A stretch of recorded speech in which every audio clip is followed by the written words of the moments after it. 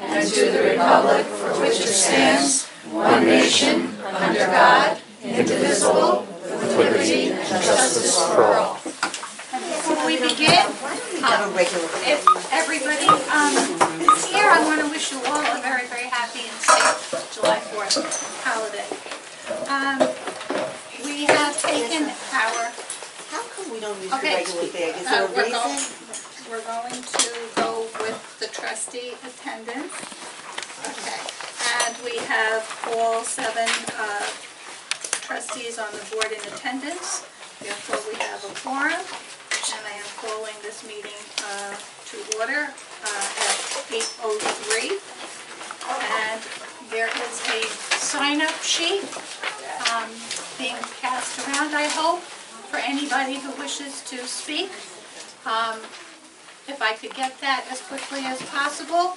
Also, in each row, there are public comment protocols. So anybody who wishes to speak, if they could please take a look at this, that would be great. And while I'm waiting for the sign-up sheet to come back forward to me, we're going to go to number 2 on the agenda. There are extra copies of the agendas on the table. If anybody cares to have one. This is just the public comment. This isn't agenda, so I don't know where. There's you have the agenda. agendas here on the table. They're 2 sheets long. Who needs one? Yeah, you can. No, I'm good. Thank you. Thank you. Okay. Number 2 on the agenda is the disposition of the minutes of the June 6, 2016 special meeting. There are extra copies of the draft minutes in the audience. If there's still somebody who's lacking a copy, who would like a copy, please feel free to let us know. We'll get you some extra copies made. Do you have the agenda there, Kathy? It's not around. Oh, is it? Oh, okay. There's 2 pages. No, I know. That's my bag. That's my thing. I must have been around with I must have given somebody. Oh, somebody will have it.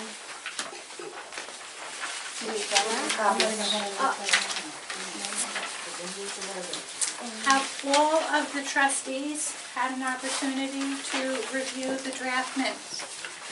Is there a motion to approve? I'm sorry, I didn't see the draft minutes. They were sent around to everybody after I finished them.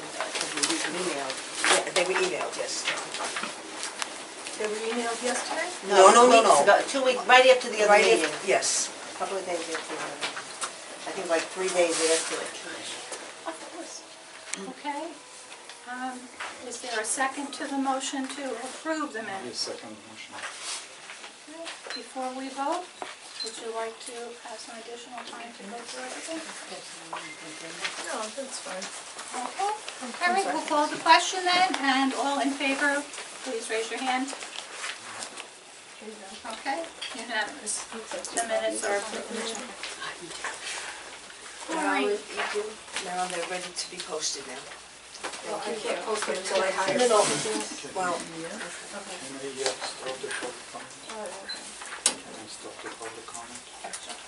Yes, as soon as I get the sheet.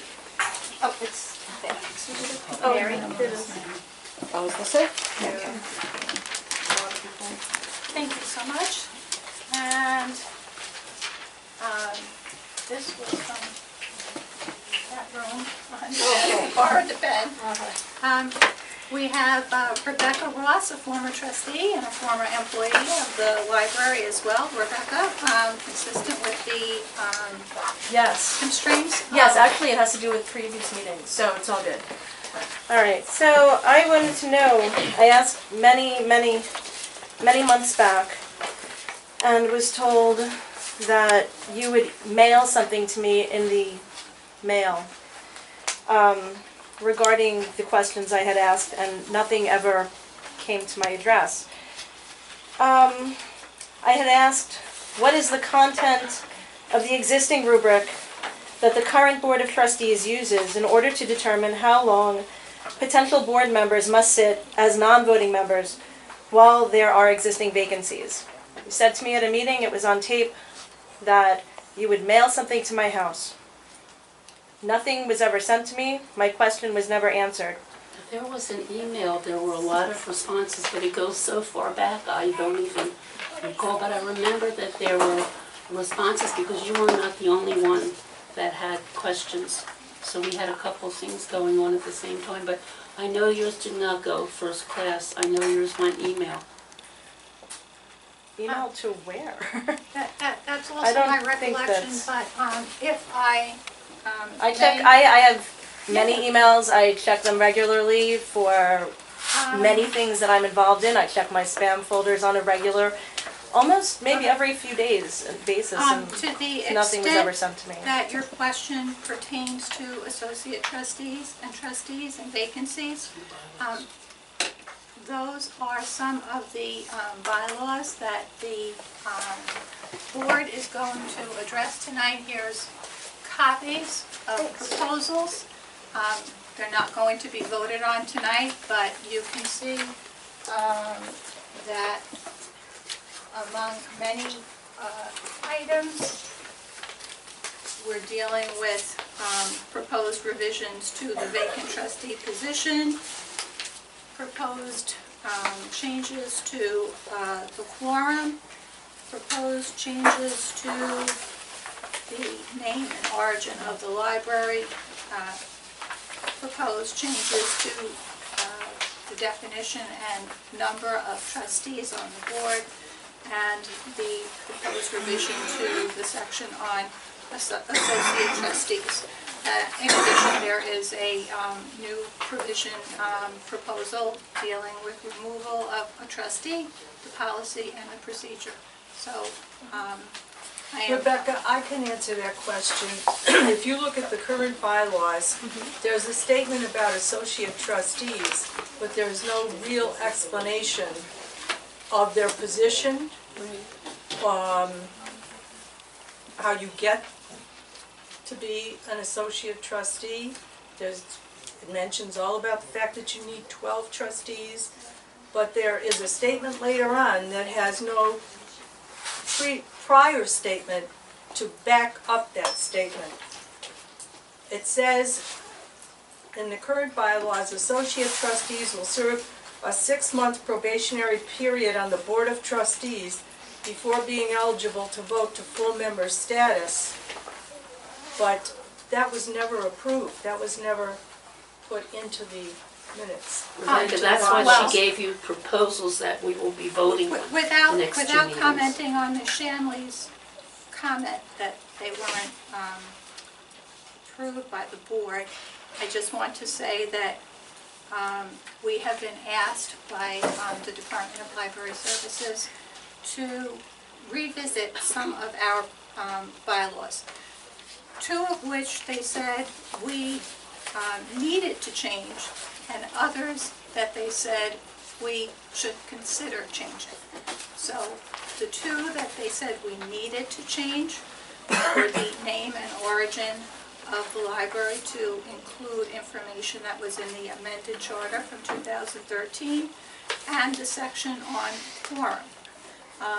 Everything else was at the board's discretion, whether to change the definition of trustees, associate trustees, vacancy procedures, removal procedures, and we have undertaken in these proposed bylaws to eliminate probationary periods and to change dramatically the definition of an associate trustee, such that associate trustees would only be comprised of people who are interested in serving the library, who do not reside in the service area of the library, A, and B, since this came up just this year, students in the Monroe Woodbury High School, who though they're not of legal voting age, have nevertheless expressed an interest in participating on the board. And associate trustees under these proposals would not be permitted to vote, and I think that Many of us feel very strongly that non-taxpayers should not be voting on taxation as it affects the library. But also, we want to encourage younger people to participate in their community. And as we've seen recently with the school board, there is an encouragement to get teenagers to come. I don't know the particular name of the gentleman who approached our director earlier this year, but he was 17, and he was proposing an interest in becoming an associate. He turned 18 in May. I don't know if he's still expressing. We have a non-resident interested, but we have no under 18. So, the board hasn't had board meetings for March long or time, April or yeah. May, so to the extent that you have some unanswered questions, please look at these proposals, and I hope Oh, that they great. will Oh, address I them. will, thank you. Also, I believe it was at the meeting of February 16th, 2016. I had asked another question regarding the appropriateness of having Mr. Nazari on the library board representing the Monroe Free Library after some unfortunate incidents in which he allegedly engaged in intimidation of staff, exhibited volatile and hostile behavior, and made sexist and ageist remarks about the staff. At the January 11th, 2016 meeting, Mr. Nazari then related a disturbing incident in which he said on tape that he had gotten in some trouble at the ShopRite parking lot, and they threatened him with arrest while he was collecting signatures for the library. Okay. It's on video. No, but this Rebecca, is you have regarding. raised this ad nauseum, Right, but and this you is will the see thing. in the protocol Right. that attacks against individuals. No. I'm relating a situation so that way I can ask you my next question regarding a statement that you had made. When I had asked about this, you assured me and the people sitting here that something was being done. Maybe we're looking into some sort of a mediation or something. And so I was hoping that you might give all of us an update on how that's going, because you did mention this at a meeting and it was in relation to this Yes. question. Our lawyer has given us the name of a mediator in Right, I Dutchess remember you had County. mentioned that, like at the last meeting I attended several months back. Where have you gotten with that? We have not been able to have a quorum until this month. So for the months of February, March, April, and May, there were no quorums. People were in the hospital, people were recuperating from surgery, people were in the state of Florida or elsewhere, so we did not have a quorum. But Wow. apart from the mediation, one of the sections of the bylaws that has been subject to revision Oh yeah, I saw is that. the removal of officers. Oh, the removal, oh, I'm and sorry, the okay. Yeah. removal of trustees. Right. So that will address your question, but And does that apply to the executive committee as well? it applies to the executive entire board, officers. Okay. every single Thank you. trustee. Okay, great. Kathy, what about, Thank you. we received a copy of the state report that had no Yes. findings. Yes, and I think that was brought up, although I'm not sure if you were present at that meeting, but It this was has been a state addressed. investigation, and they had no findings. I have a copy, we Okay, all I have a wasn't copy aware of at home. Well, you know, what's done is done. Now, regarding your question, Ms. Ross, a while ago you asked my qualifications. Oh yeah, I did that, yeah, I actually have that written Okay, down here I do too. remember that. Right. I don't know if, even though you mentioned I'm the only one who should write the letter It to was the all- contractor. And then let me just explain the whole thing for you, because it seems that there is a temporary amnesia or selective amnesia in here. First, I would like to thank you so much for your vote to make me a trustee. No problem. Okay, so you knew all my qualification then. I am I a did. graduate. I did. I am a graduate of Stevens Tech with Masters in Engineering. I have lived in town of Monroe for over 30 years. I've raised 3 children in the town of Monroe that they all are gainfully employed and conducting their lives. My son served in the United States Marine Corps, and I think that you don't have any objection to that. I'm a peacenik, pacifist. Okay. But I don't know if that's relevant to your qualifications, Yes, but it that's is cool. part of my qualification because I raised a son that was qualified to serve in the United States Marine Corps. That's awesome. Okay? Yeah, it is awesome. And then, I'm also a taxpayer. And that's the only qualification for being on the board, being I over believe I had 18 asked and about being the a taxpayer. Right, And, and the executive board as a treasurer. I don't know, well, among the things that Right. came out that I am ranting about the First Amendment right. Since when the First Amendment right, because once you mentioned it, when regarding mentioned that, oh, that interferes with our First Amendment right. First Amendment right applies to you, but doesn't apply to me. When I talk about it, it is ranting. I never said you were ranting. You said it, yes, I do remember that. Okay, Okay. I'm willing to I look do at the video remember and see that when I talk about my First Amendment right, it is ranting, but it applies to you. Sir, with all due And then respect, I'm talking, I'm Ms. sorry. Ross, I'm talking. You said your piece, it's my turn now. Okay. Yes. And you, whatever happened to the old-fashioned American justice system, innocent until proven guilty. You were not in the ShopRite. You did not know what happened there. You had no idea what there. It was a ShopRite, public place. I was collecting signature for the budget for the library to go on the ballot. A young guy that I don't know what position he has in the ShopRite comes to the parking lot, not even in front of ShopRite, way back, at least 20, 50 yards. And he tells me, I cannot. And I told him, no, you have no right to tell me. I'm exercising my right to collect signature. He said, Actually, you're not allowed in front of any of the supermarkets in Monroe to collect anything unless you go in and speak to the manager and get verbal or written permission. I am sorry. So you cannot just stand I am in front sorry, of the it is my turn supermarket. to talk, and you are not correct on that. But I'm telling you, I Well, I'm am sorry, correct. it's my right to talk right now, it's my turn. Director for It was a public place, and I was away from the store, and not only me, many others have collected signature there, even inside the store. And he said, I'm going to call the cops. I said, go ahead. And he didn't. So you were not there, and already you have condemned me that I have done something there. I said And 11. regarding other experiences, I have worked for 30 years in the city with one of the greatest unions, International Brotherhood of Electricians, in Philadelphia, in Boston, in a nuclear plant in Texas, in Ohio, in New Jersey. These are all of my qualifications. I work on these projects for hospitals, schools, everything that you name it. Thank you, Horn. And in I make all a this motion to time, move I on. never had any problem with any union.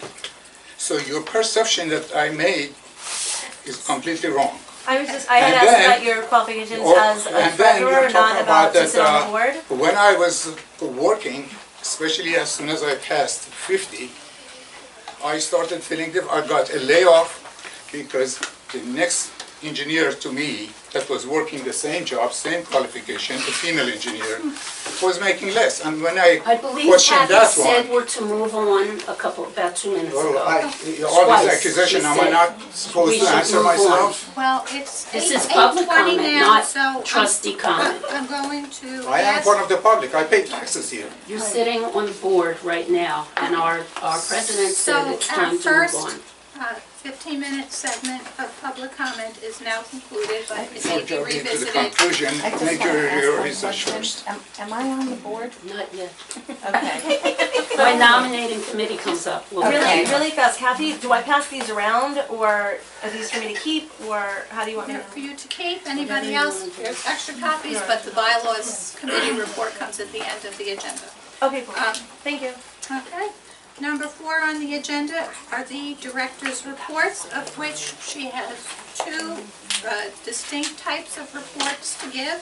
One are the executive director's reports, and one are the financial asset chart reports. In the February meeting, which was converted into a steering committee, because all 7 trustees were not present, there wasn't a quorum. The director had gone over her February director's report, so for purposes of today, if she could just please go over March through June, highlighting them, and we will attach her reports to the minutes. What I did was, so that I could save time, I went through, because a lot of the things I've talked about are long since passed. So the only thing that I'm going to do is talk about those things that may have relevance. I just wanted everyone to know that we've started a Spanish collection, and we started by ordering magazines for the public. One of our staff members, Carol, has been meeting and ordering these books, and she's been consulting with Grace Riario, who is the adult consultant at RCLS and is a native Spanish speaker, so that was very helpful to us. Just so that you know, and most people do now, is we started photo ID, which means when people come up, we take their picture, and your picture becomes part of your record. It's logged into your record as safe and secure as all of your information, what you've taken out, if you have fines, all of that. This way we can ensure that the person who has the card is the person in front of us, and it ensures the security of your card. If you've lost it or someone has stolen it, they're not going to get very far unless they look exactly like you. Okay, this is just a matter of way long past, but the 2016 contract with the town of Monroe used to contain snow plowing and will no longer contain snow plowing. Of course, we don't need that right now, but that was pertinent in March. But if anyone's interested, we're gonna need the person in a couple of months. So feel free to let us know. Marilyn, please let the audience know exactly when the town of Monroe finally provided the library with the funding for this year. Or Mary, What was if it, you know. end of February? Yeah, I think it was March. it's March. Can I There just you say go, something the bookkeeper with knows. snow plowing that we should just put in our records for this year? Yes. The gentleman that owns the shoe repair, the back of his card, he does snow plowing. Well, we do have a person who snow plows. No, I'm just saying, if you run into trouble, I'm just giving it to you as a It's heads the, up. it's the. I was surprised to see it, and it was interesting. Hey, it is good to know. We applied for a state construction grant, which we got. We got actually 3 of them. The final one was for $237,000 and some change. And we did get, and then they hold back 10% until you complete the project, which we did, and so we got that final check. We got a grant from Senator Larkin, about 2 years ago now. And it's taken that long, and I do everything that I should do. It's just a very long process because they've added steps. I have to go through grants reform, which means once you do that, any grant you get thereafter, you never have to go through that again, so it won't be that long of a process. We've jumped over all the hurdles, we've gotten all our approvals, now it's in a place where it has to be approved, that's a 4-week approval, and we have to cut the check, so it may be in 2 or 3 months, one can only hope. But it's been unbelievable. I wanted to talk about a program we've started here. The Children's Department is fantastic, and they've started a program for those children who are on the autism spectrum. We were hoping to get about 5 children. We have 15, and their parents, they're thrilled. It's a very successful program. It is pricey. We hire somebody called Turtle Dance Music, and they specifically deal with this type of spectrum. And just yesterday, I wrote a grant to Greater Hudson Bank, who is very excited about this proposal. I'm asking for 12 sessions from them, so keep your fingers crossed. Oh, good. So we'll see what happens with that. Marilyn, related to that, I was at a memorial service on Sunday, and the deceased had wanted memorial donations to be made to something connected with autism. Oh, Can you please get me the information for Sure. the turtle dancers, or however a memorial donation could be made? absolutely. It's a former resident of the town of Monroe, so. So they will, you want me to send it to you? Okay. All right, let's see where I'm at. May I also just ask you one question? When you said that there were 3 grants, were you referring to the 90% and the 10% of the construction grant, and then No. the Larkin grant? I was talking about the window grant we got for the building project, the HVAC grant, and the general construction grant. Those are 3 grants we got for the project. The Larkin grant is something else, which also goes to the project, but it wasn't a state construction grant. It was a legislative grant. Right.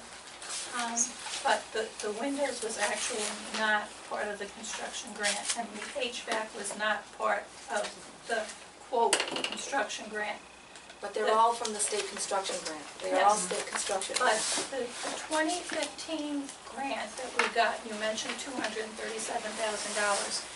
In fact, it was a little bit less than that. That was 90% of the 2015 construction grant, excluding the HVAC and the windows. So, Right, that's why there are 3 grants. um, There were 3 separate grants. but the windows were for 2013, the HVAC was for 2014, and the construction grant in quotations was for 2015. Yes. My point is, though, they are all state construction grants. They are. On May 21st, we had a blood drive for Zachary Woods. Many of you know Lori Currier Woods. She was on the town board, and she is now a family court judge, and her son was tragically killed 2 years ago. So every spring, we do a blood drive, which brings in a lot of pints of blood. It's very successful. So next May, you'll see that again. I hope you can give. I know this is on film, so I'm hopefully talking to people who are going to see this. So thank you to all those people who did manage to give blood. Just a reminder, I don't know, this is a good venue when you're taped and people can see this. We have museum passes. We have Bethel Woods, I think we have the Guggenheim, we have Intrepid.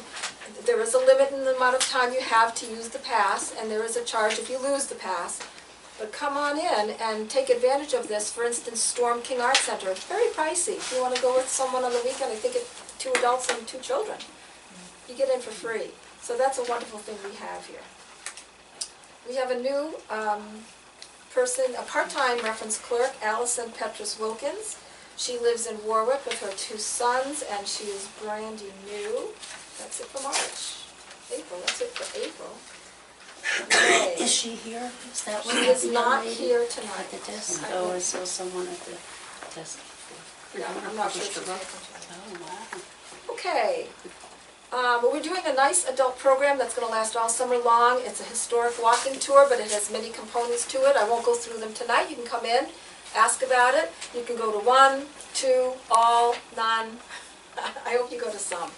So it's going to, I think it's culminating in a ghost night program with Linda Zimmerman, and I know she's very popular with the public. There's going to be a fireman's parade in September, and some of the roads are going to be closed, so you'll hear from us if any of our hours are going to be curtailed, which I think they will be, but we'll tell you that closer to the time. Floating around here somewhere, Ian Murphy was our IT graphics public relations person, and he moved to Maine last week, so we're very sad to lose him. But before he left, he did some great things. He did this little book discussion pamphlet, which talked about all the different book discussions we've had, or will have, I think. Yeah, or are coming up also. Maybe at this time it's good for me to point out, summer reading is on. It's a great program. I mean, look, this is a lot of stuff. So if you have children and you have registered, I think that they still can. And he actually made this little tiny brochure that you can pick up at the circulation desk. So all that is very wonderful.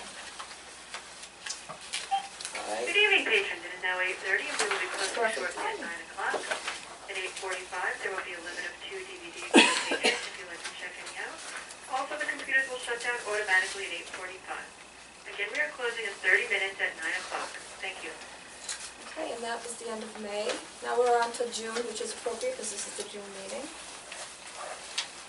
Okay, Orange County Libraries are holding a program called Amazing Orange, and we're participating in it. Katina Strauss is the chair of the committee this year, so we're very involved in it.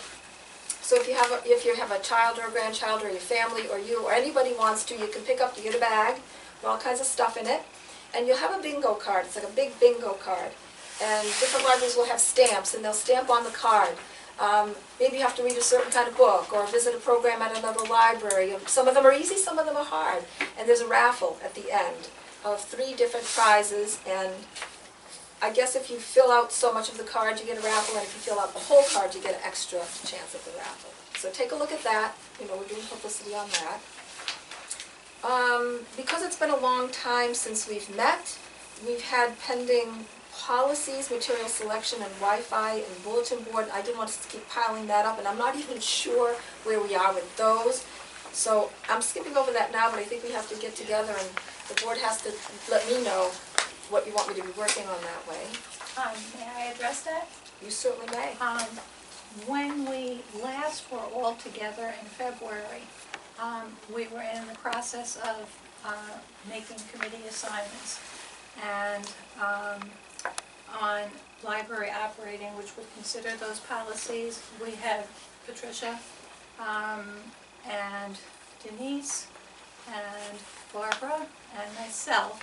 So one of the things that I'm going to be asking everyone on that committee to do, Barbara is the chairperson, is to try to come up with a proposed meeting time when we can address That would these be three great. outstanding policies.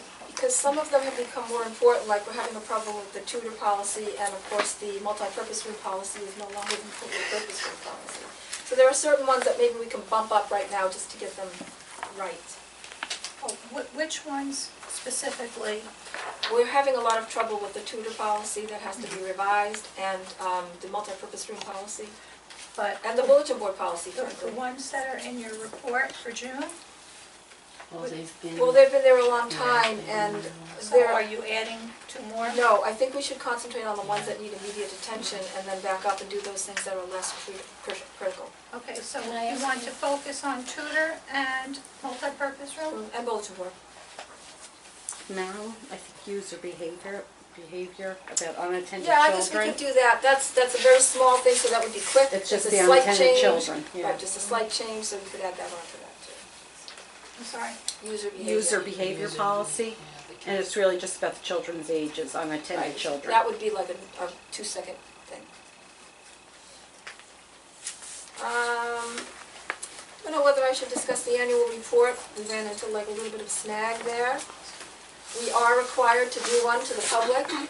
It's been ready since February, but we haven't had a meeting, and Ian then was leaving, so I tried to rush it through to the board, so the board still has it in their hands. I don't know where it is, and so I'll leave that to the board to address as they go through their meeting. I think under the bylaws that the finance committee has to review all of the financial aspects.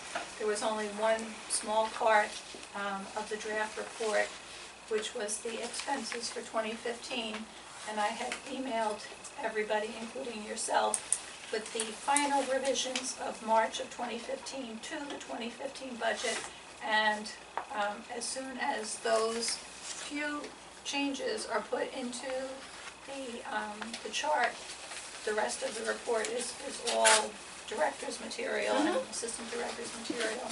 The board only has to approve the financial aspect. Right, I know that was the hang-up, but as soon as that's done, then we can get that out there. Talked about Ian. The numbers 44 are on our building, so that's done. Marilyn, Yes. not speaking about Ian, but related to, have you had any response to an advertisement in I the will paper? talk about that. Oh, I thought. I redid the front of the library, and Susan Johnson planted flowers, and Rocco put peat moss down. So if you drive by, please take a look. I think we're looking pretty snappy out there. And Marie Pulverant of the Monroe Woodbury Garden Club has planted our planters again. So if you're walking up to the front of the building, They look lovely. I told you about the grant to Greater Hudson for the autism program. In addition to Ian leaving, we are given notice that Mary Marina, who works at our circulation desk as a part-time clerk, has also given in her notice she's moving to Pennsylvania. So everybody's moving out of the state. So I know Carol's already started interviewing. We got that ad out right away. And hopefully we'll have somebody quickly for that position. As far as Ian's position goes, we are doing our last 2 interviews tomorrow. Mary and I are doing the interviewing. Mary's my assistant director. And already we definitely have 2 candidates who we're seriously considering, so we will not run the ad again. I hope by the end of Thursday we intend to pick one and hire that person on Friday, because we cannot wait any longer. How many responses did you get? We had a lot of responses, but only 5 that we felt with Okay. quality, Yeah, well, that's what you hope, Yes, right? right. And so the last two are tomorrow, and we will then make our final decision, and that is it for my reports. Okay, and then on the financial charts, Well, that's another story, isn't it? I mean, it goes way back. I guess we can look at 531. I mean, everything is fine as far as I'm concerned. We got our check from the town that went in. Yes, that went in March. We're healthy. We'll get plenty of money in there in all our accounts. If you have questions for me, I'll try to answer them, and Maria's here. She can help me out with that. What would you like to know about our financial? well, I just have a couple of questions. I have to apologize for being confused at the special meeting about one aspect of the items that were mentioned in our attorney's letter of things that had to be ratified. When we received the 90% check of the 2015 construction grant from RCLS from the state, it was for $234,000 and change. It was specifically for the construction of this addition, minus the windows, minus the HVAC system. And that money was earmarked expressly for the construction project. And that was why originally the trustees voted to apply that grant money from the state to pay down the taxpayers' mortgage for this construction project. And I made an error when I spoke at the special meeting. And I said that it had gone into the account of taxpayer support money. That is true. It was commingled. It went into the operating account and the money market account, rather, at Greater Hudson Bank for two reasons. As of the time that we got that check, we no longer had a capital account at Sterling National Bank, A, and B, Greater Hudson Bank was the only bank that collateralized or secured our library's resources in excess of $250,000. So that construction grant, and Mary Duffy, the assistant director, was kind enough to give me all the backup documentation for this, was clearly put into the Greater Hudson account. But it would be inappropriate, in my view, that we do not apply that to paying down the mortgage, because that was the express purpose of this grant. So I'm hoping that someone on the board will make a motion to apply the amount. Would it be a motion or a re-motion? Because I thought we originally did do it when Wait, Charlie wait. made the suggestion. Well, the original suggestion was to move $250,000. However, on September 28th, 2015, 90% of the 2015 construction grant, $234,388, was put into the Greater Hudson Bank. Okay. When we this year got the other 10% remainder of the 2015 grant, it automatically went to pay down the mortgage principal. I believe that happened in March. Okay? So I'm calling for a motion to at least put this check from the state against the taxpayer's debt, the mortgage for this construction project. I'll make the motion. Okay, second. Second. Okay? Is there a, usually we say an account, it's going towards to pay the mortgage this month, Yes, it okay. will come out of Greater Hudson, Out of Greater, and it will go to Hometown Bank okay, to principally pay down okay. our mortgage indebtedness. I would just like one clarification. Is your error the fact that that came kind of twice in your motions?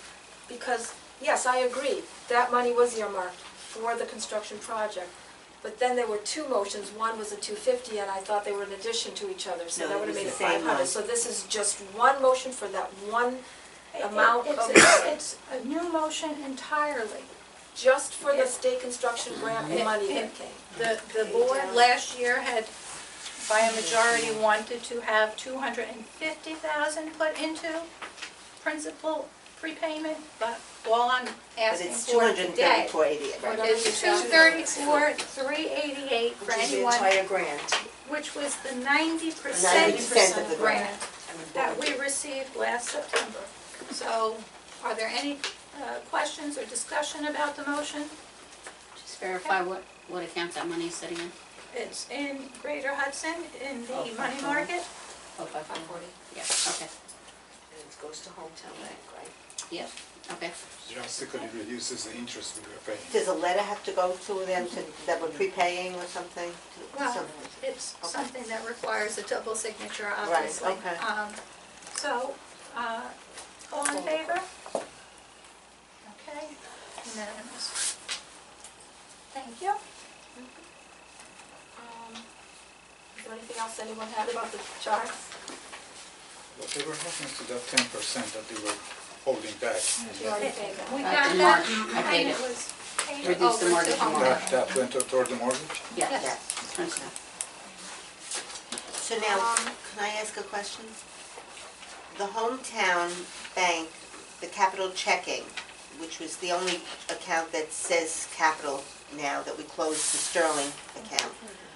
When we got the 110,000 that goes into the capital fund, that didn't moved move to, that yet. did that go, doesn't didn't that move also that. go towards the mortgage? The That goes 90-something to- thousand a There's year? no more Sterling account. No, I know, but the $110,000 Monthly from mortgage payment. the 1 million, whatever the Right. taxpayer, 1.3 million. right, is supposed to, that's the normal payment to Correct. Hometown. Has that been made? That's not the normal payment. That's the 90 line item, Right, 110,000 is the Correct. line item And it's for over- the building fund. yes, And because it only We- says 4,000 on here. we used, yeah, So we okay, paid it towards the, you're okay. confusing two different things. What's called here is the capital checking account was the only checking account that we ever had with Hometown Bank right, after the collateralization ended. And we were depositing advances from Hometown Bank on the mortgage into this checking account to Right. pay the general contractor and our other right, expenses. But the capital money market account, the Sterling, doesn't exist. I know, And in 2015, the 110,000 that was earmarked by the taxpayers for the building fund was deposited into a capital account, but at Sterling. okay, but now where does it show on here for this year, is what I'm saying? If you look at my report, it's line What item. month would it be on Any this of them. finance? It's every Mortgage, month. it's called mortgage, it's 7,000. It's like you pay your mortgage No, but every month. where is it in the comments, is what I'm saying, what line on this sheet, Marilyn, where is it in the comments that No, it it- says that it's the We mortgage? are closing shortly in 15 It does, it won't In show 1 it month that it way. would have It been. will show it in your But the month that detailed it arrived, it would have been in here, that's what I'm Yes, saying. in March. So In that's what I'm March, you saying. see the whole thing was So that's why I'm deposited asking. into How come the fund balance. treasurer's not answering the question? Barbara, that hasn't happened yet. What you're asking hasn't happened yet. It's still in. We haven't finished the regular- audit. We didn't deposit Oh, it yet. it's after the audit. Okay, Right, got they it. need to approve for me to move. So what you're Okay. asking is a valid question, just hasn't happened yet. Okay.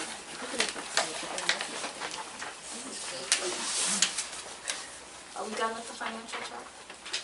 Okay. All right, I noticed that on the agenda there was no provision for correspondence, but I have some. There is, there is. Where is that? Any correspondence under C? Oh, sorry. Are we up for that? Do we have more agendas over there? No, it kind of cost my meeting. It's under here. I couldn't find it either, Pat. It's under one of these written sheets. That's where I found my, The printed ones. The printed one is it's 4C. Thank you. Can I begin with my correspondence? I always begin with we care what you think cards, so I'll just run through them quickly. Some are good, some are not. everybody got a copy. I love this library because you have lots of books and I love reading. Elena Mota. Does it have an age? No, but I think it's young. There was one thing I didn't like when I was here. It was very crowded. I suggest that you maybe get another table to spread things out on a little bit more. Sincerely, guest. Or 2 more rooms. Yeah, that's good. 2 of your employees, Joanne and Melanie, certainly stand out as being excellent help and always cheerful as well as pleasant. Thank you for a wonderful library. Ray and Anne Cloutier. When I was here, there was a thing I was a little confused and annoyed with. There were a lot of kids.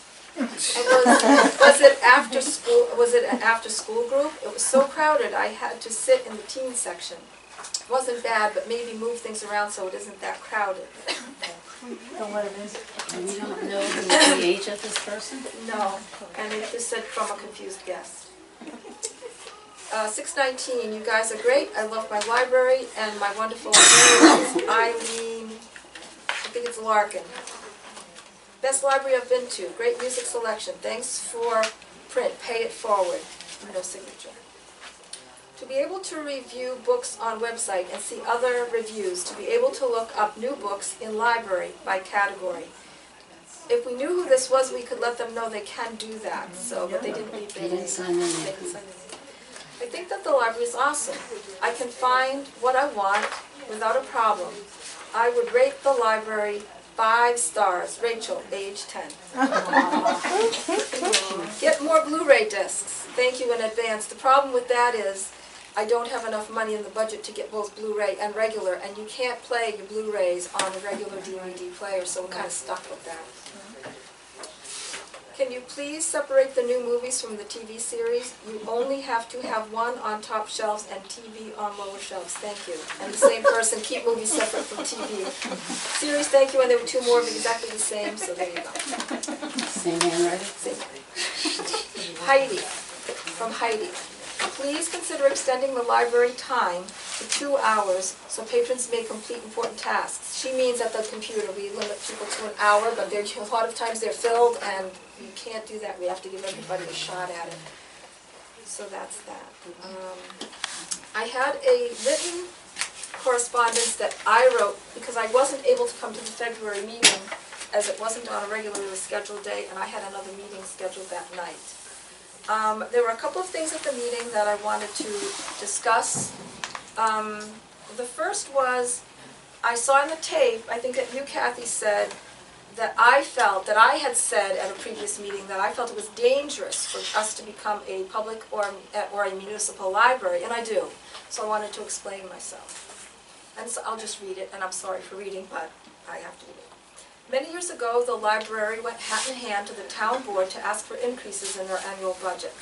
No matter what hoops we jumped through, the answer was always a resounding no.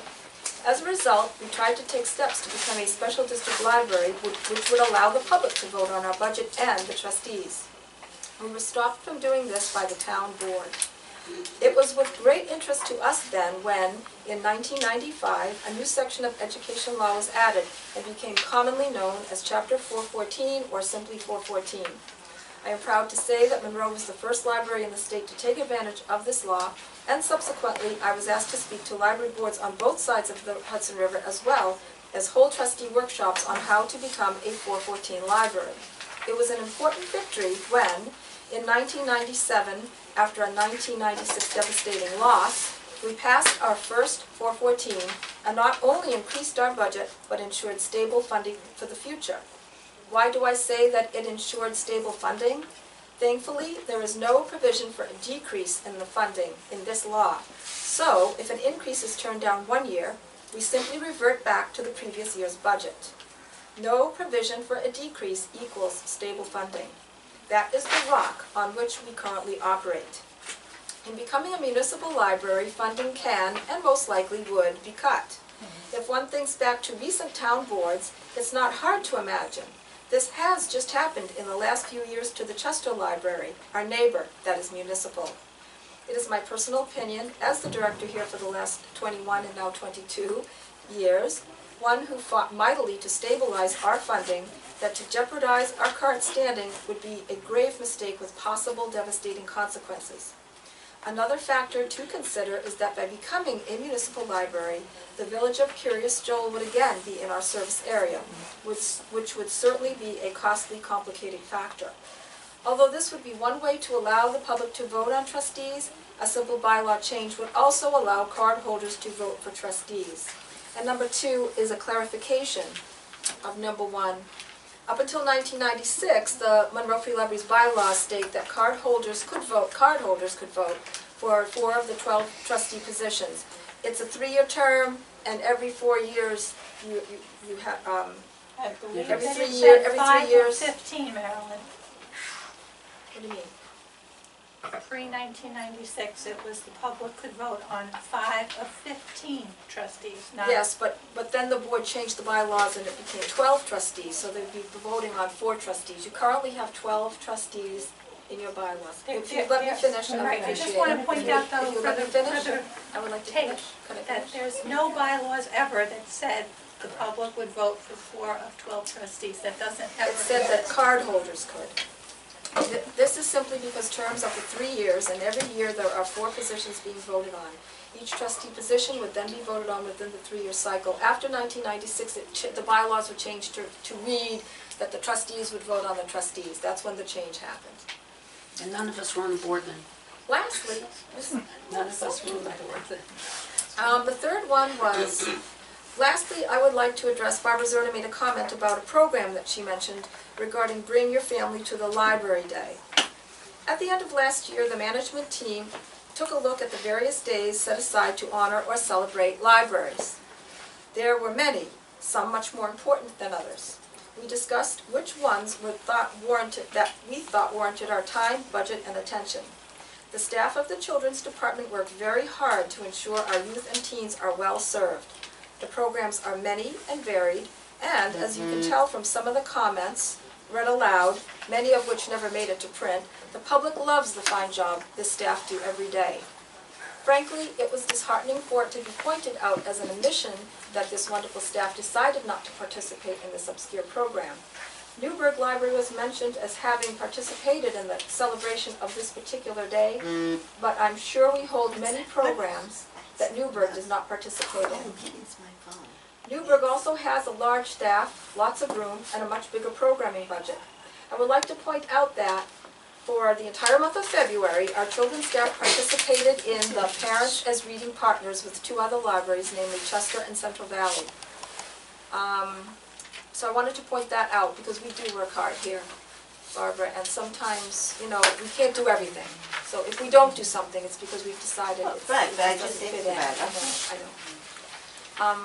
I also have one more letter, which I did not open, but I know it's from Melanie, and I think it's in regards to her dad. Denise, if I handed it to you, would you like to open it and pass it around? I think it's a thank you note. Sure.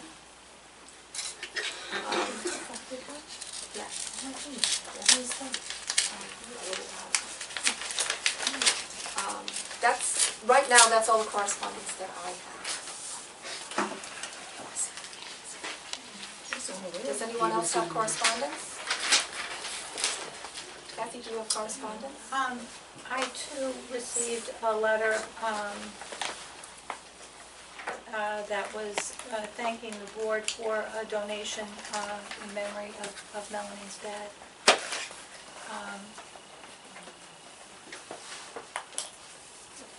Melanie or Melissa? Melanie, Oh, okay, I knew about that. I'm finished with my correspondence at this point. Alrighty, then I think we're up to section 5 on the agenda.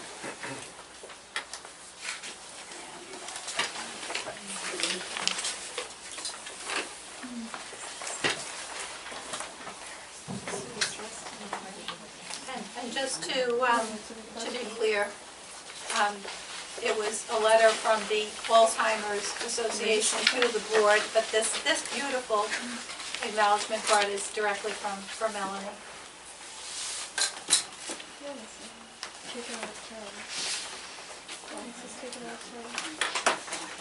Okay.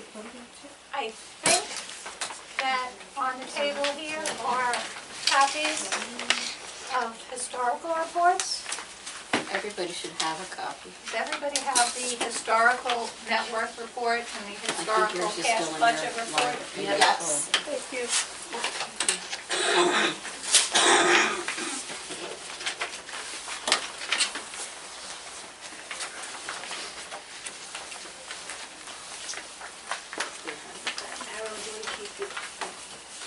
Yeah, yes, and then I'll put it in the thing. Okay.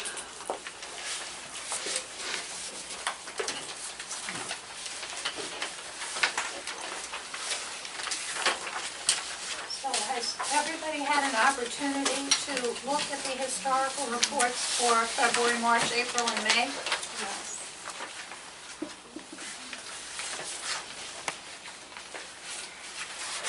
Does anyone have any questions to ask Maria? Maria, I have a couple. I have, Go ahead. you said that the capital 110,000 was here. You said you'll show where it is when we start. So I just wondered, When? does it show, when, no, that's when it goes on the finance chart. But you said it's listed here. It's 7,000. In the expense column is mortgage, but the money is not physically in that account yet.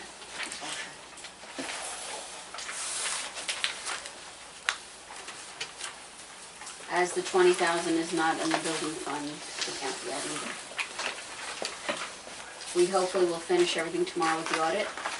I think everybody knows audits, hopefully complete tomorrow. We need them a couple of weeks and then they'll give me the journal entries and I think they're meeting with us. She On the sent an email the 21st. We have to tell them what time of day. That's what I was going to ask everybody. The 21st? Yeah. There was an email at 2:35 today from tomorrow. Well, that's for not, us. I wrote you, that's Tomorrow's for field work. their field day, that in case anybody wants to come. But the meeting with us is the 21st. Well, I still think they could have given us a little more notice No, she if we said wanted she'd to let us come know, no. a day ahead of So, time. in an email that I got from Joanne Arendis of Donnelly Barraud's firm, she is also a CPA herself with extensive library background, she sent an email that they can meet with the Audit committee and. audit, library operating, finance committees, and the directors, and Right. of course Maria, on the 21st, either first thing in the morning or at 3 p.m. in the afternoon. So, how many people would prefer to do the 9 o'clock session? It doesn't matter to me, I prefer the afternoon, but I could do either. I can only do the 3 o'clock.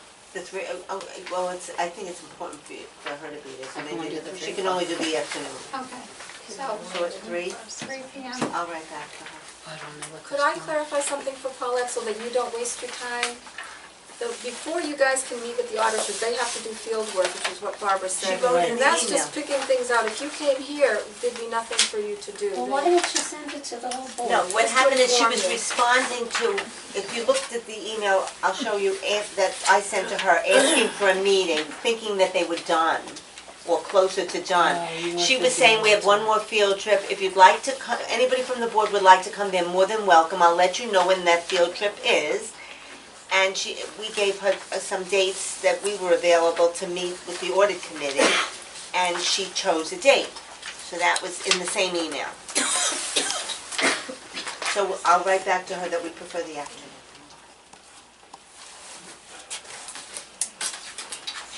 Did you have any other questions for Maria? I had a few, Maria.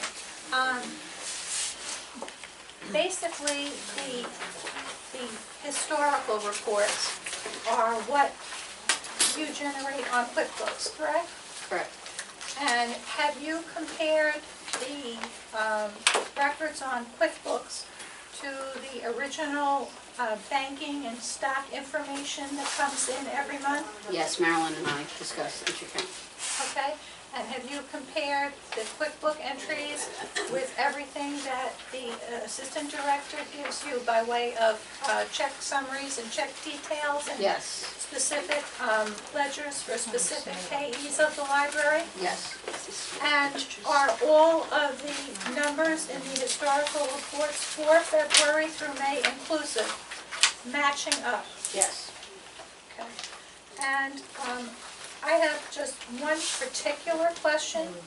When we were here in March, well, we weren't here in March, but when I got in March in my folder, the year-to-date budget, it had a difference of $6,143.74, which was designated as mortgage interest. And on the chart for today, which brings us up to date, the difference is $32,187.74.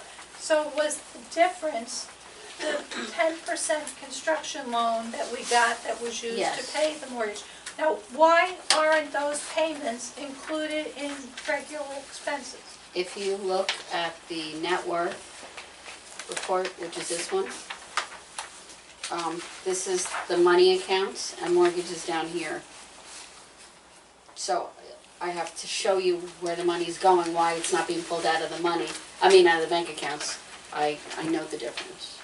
And you'll notice on the net worth, that we do balance. So, Okay. All right. Is there a motion to, subject to audit, approve the historical reports for February? I would just like to point something out that disturbs me very much, and that is the money that's going out for legal expenses. Some of them are justified, and in my opinion, a lot of them are not. The lawyer called me up when I was in Florida in February to ask me whether I would Skype or not. To me, that's an abuse of taxpayer money. We spent $600 or more for the lawyer to attend a meeting at RCLS to find out something that the board already knew and had verified at the state level. There are other instances of this. Paying the lawyer to review the video of the board meeting. Yes.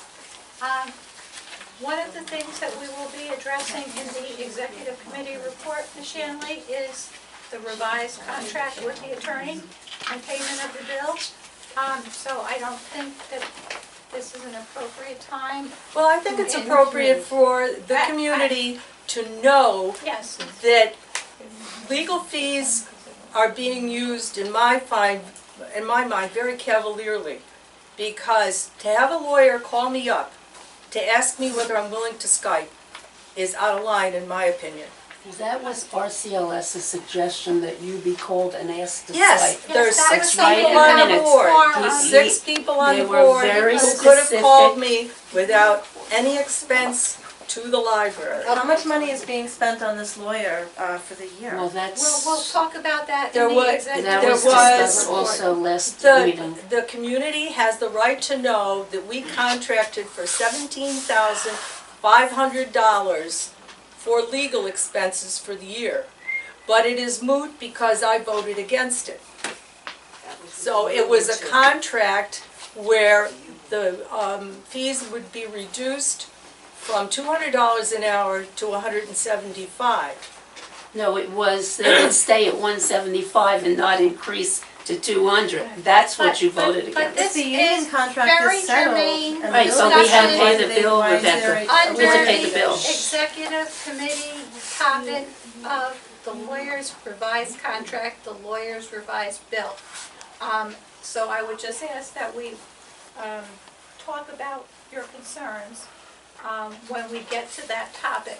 For now, When will that topic be presenting? Check your agenda. Executive committee report. Executive committee, Yes, okay, that's fine.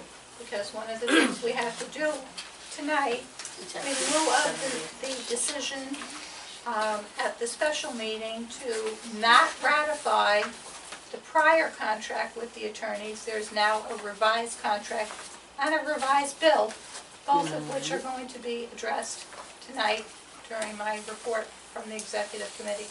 But under the reports that our bookkeeper has been discussing and that we've had discussion about, is there a motion to approve, subject to audit, the February, March, April, and May historical reports? I'll make the motion. Second. Okay. Barbara moves. That's for all four of them, right? Yeah.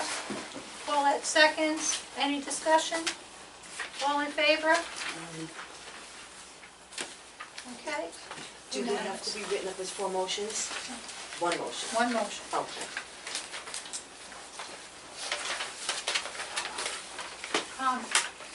And Maria, I just have one question. In prior months, we were getting a cost of doing business report, something that we designated as simplified reports. You weren't getting them? So, does everybody have the simplified reports? Now she does. Okay. Thank you. You have it. You have it through May? Yes. Okay. But, I don't understand how you can say in March, in one report, that the cost of doing business was 1.138, 498.51 million. That's clearly not our cost of doing business. Is that in a month with 3 pay periods? No, it's the one where we got the taxpayer money came in. Okay. Last year you didn't want it that way, and then we changed it back and forth, and it's really not. So just, It really is that number minus what came in with taxpayer. so, I could change that to make it more legit. well, can you tell us though, including what we actually paid to Hometown Bank for mortgage interest and principal prepayment, how much did we spend in the month of March? You spent $97,164.52 plus the additional mortgage payment. So is that plus 32,187.74? Yes.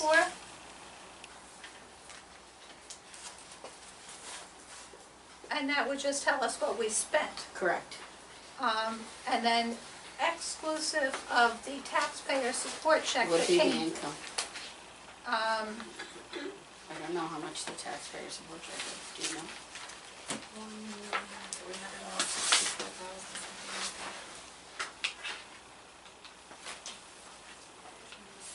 I don't have a calculator, sorry. I don't have a cell phone. I don't have my cell phone either. Do you want me to rewrite it for next month so you see? If the you could breakdown? just let us know for March, which is always, whatever month the March is a taxpayer strange one. check comes in. Okay, I'll rewrite March. Sure. Just so that, You see the true numbers. No problem. Right. all right. We are now up to,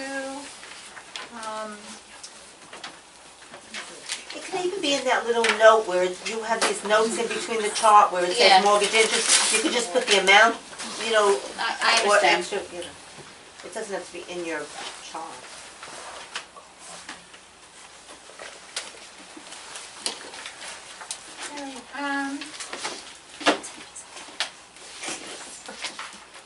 Mr. Treasurer, I know that,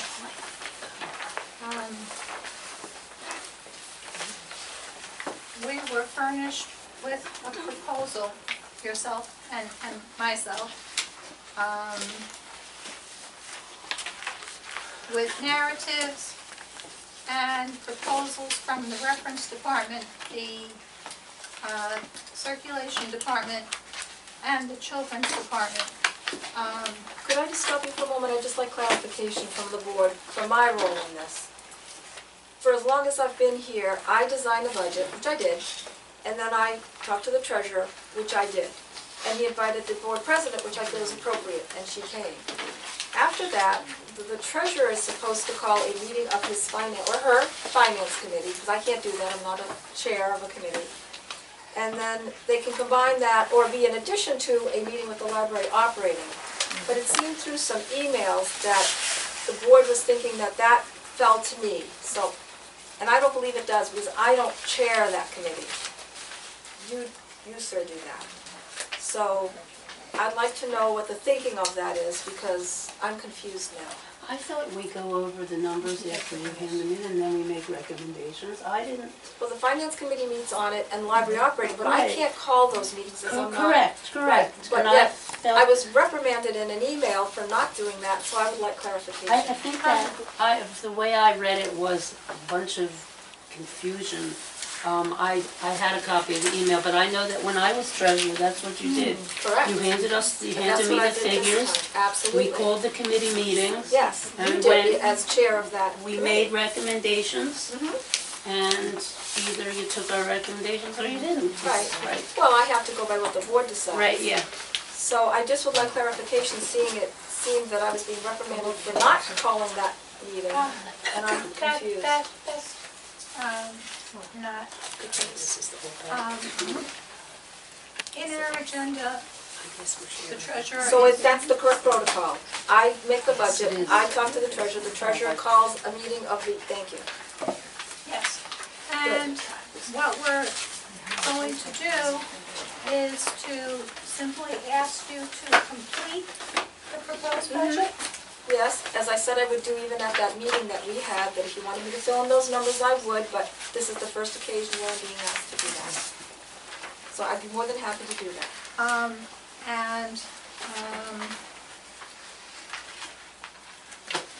It may take some doing because it's a little complicated. It's going to require an intense amount of time to fill in all the missing numbers. I think I can do it. Mary, could I trouble you to make maybe 10 sets?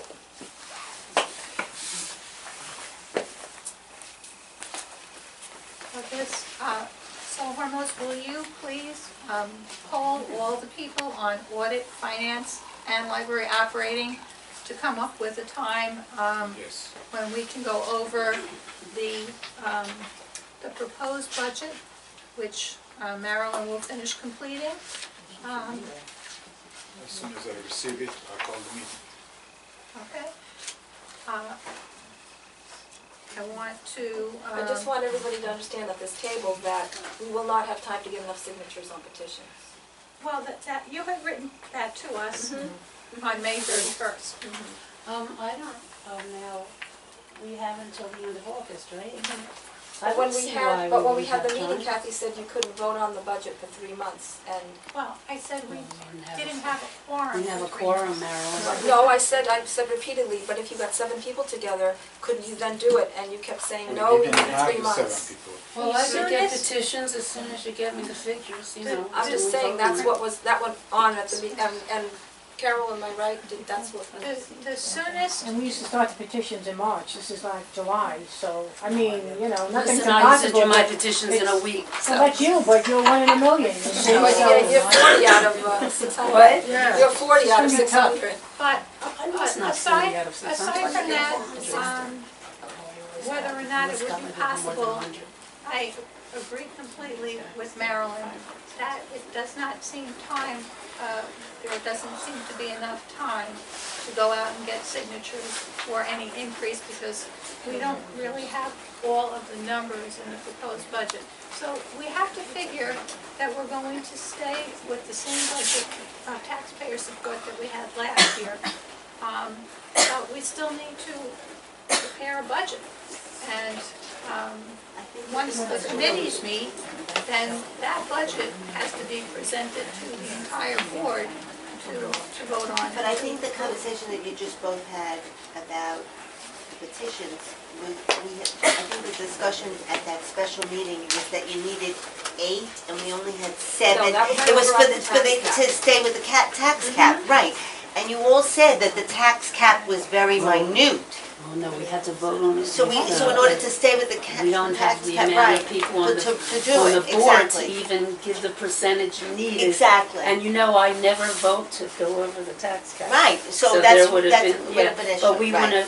wouldn't have hit 60% anyway. Right. What was it, 80, 60 or 70% of the board? We Yeah, we so have to have need to have You 8 needed 8 people, we only had 7 on the board. to override the cap. Right, and then it went into, you said, if we have to stay below the cap anyway, it was a lot of It's effort impossible to have done, right. It's under 1%, right? Has there ever been a time in the 21 years that you got the 414 going, that we didn't go up for a vote? Is this gonna be the This first will be time? the first time in 20 years. That's sad. It is, very sad. We had a.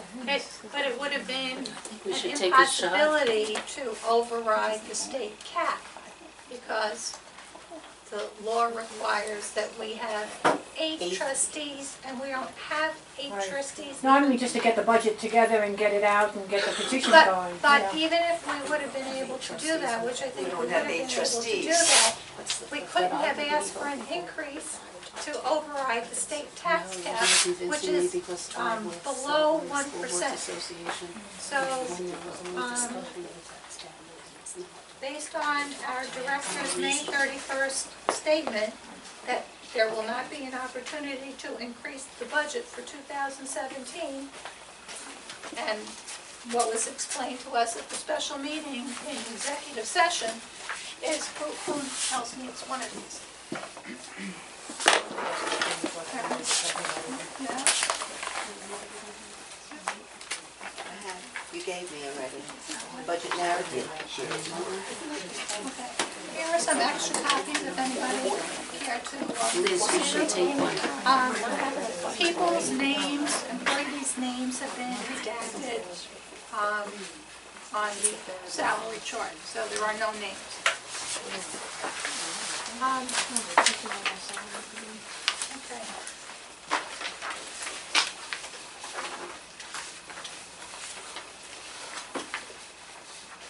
Are you on 7 already? It won't be midnight tonight. Okay. I'm going to start with committee reports, and I would like to take nominating committees out of order. And I think before I give my report, I think that I was not here. I missed meetings when Liz was presented. I don't even know if Liz was called up to the table Yes, and I asked did. questions. Okay, Yes. so that now we're just going to vote.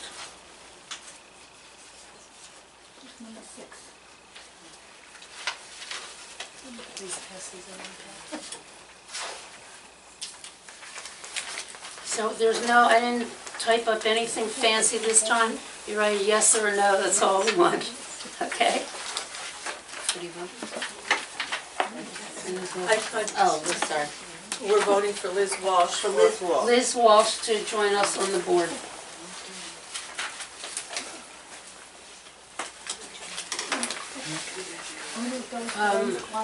Barbara, would you do me the honor? Okay, yes, it this way instead, On my sorry. committee?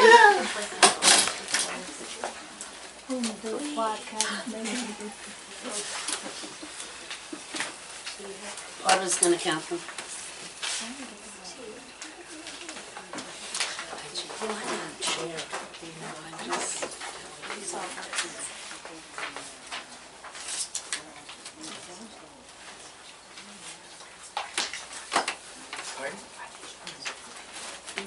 Are those mine? Yes. I have 6 yeses and 1 no. Okay, so the motion passes. Liz, congratulations. You can join us at the table. Now, you can right next to the president. Wait, we have an easier way to get in.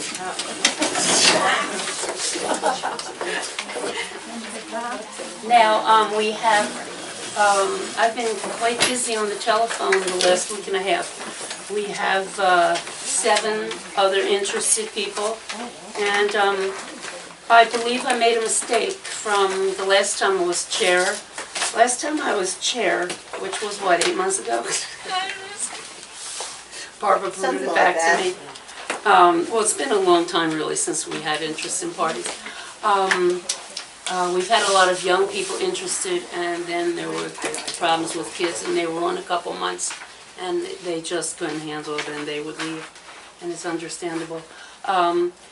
So one of the things we did way back was that we made contact with the person, we kept track. If they didn't contact us back, that was the end. Well, so I made a mistake because you gave me the folders of everyone, and I did call people that, one patron contacted us in December. Barbara contacted the patron, told the patron the date of the January meeting. I called the patron last week. Well, I sent the patron an email. I sent to everyone a copy because it was so long ago, I didn't even know if the patron would still be interested. And the patron's response was, well, yeah, Barbara called me, and then I got sick, and then a month went by, and that was the end of it. But we're not talking a month that went by. You called him in December. So I think we have to consider, again, what we want to do, how many times do we want to contact. And then we have another patron who you called in March. And the patron did get the message, and I called the patron again. So we have to make a decision. I think we should put it in our bylaws. I mean, how many times do we go running after someone, especially someone that contacted us in December?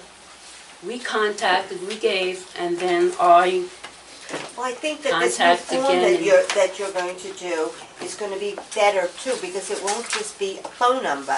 It'll have various information like an email or whatever. And the form is right So here. that there's a standard thing, right. I Right. think it'll be better than just the little red, those little pink slips that they used to, that was. And you know what, you give me one of those, called while you were out, Right, and that's then what you I'm talking scan about. it and you send it on the Right. computer, and it can't even be read because it's like pink paper that's been scanned.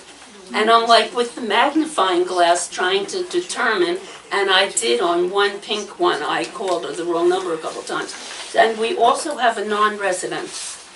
And I understand where she's coming from. She lives in Chester, and she said that for most of the time she's lived in Orange County, she lived in Harriman. And see, what's not on my form, which is what I discovered after I sent Mary the form, what I don't have on the form was, do you pay taxes to the Monroe Woodbury School District? Because every response on that form for this woman would have been appropriate. Except that when she gave me her address, I said, oh, don't you pay town taxes to Chester? She said, yes, I do. You have a Chester library card. Oh, I'm not sure, but you're probably right, because I think she would have answered differently on the form. And then we talked about Chester and everything, and I asked her why was there any interest in her joining the Chester board, and she said, truthfully, she feels no connection to Chester. Even though she lives in Chester now, she feels just a tight connection to the Monroe Woodbury family, and uses this library, and that's the reason she wants to join our board. So and she understands that she wouldn't be voting, and one of the things she said to me was, will I be able to talk? I said, oh, honey, I was an associate for about 2 years, and I never shut up. I said, absolutely, you'll be able to get your opinion out there. Your opinion will be respected. So basically, we had a very nice conversation. We actually spoke probably longer with her than I did with anyone else. So she's going to think about it, and I made arrangements to call her back next week. So she's one of the 7 that are interested, and the others are basically, I think we have some here. I see Susan. yeah, I know White. they're here, yes, yes. But they don't get introduced yet. Okay. Right, yes, yes. I know who's here, I know exactly who I spoke to on the telephone. They're already written in my book as attended tonight's meeting. And, yes, we have actually,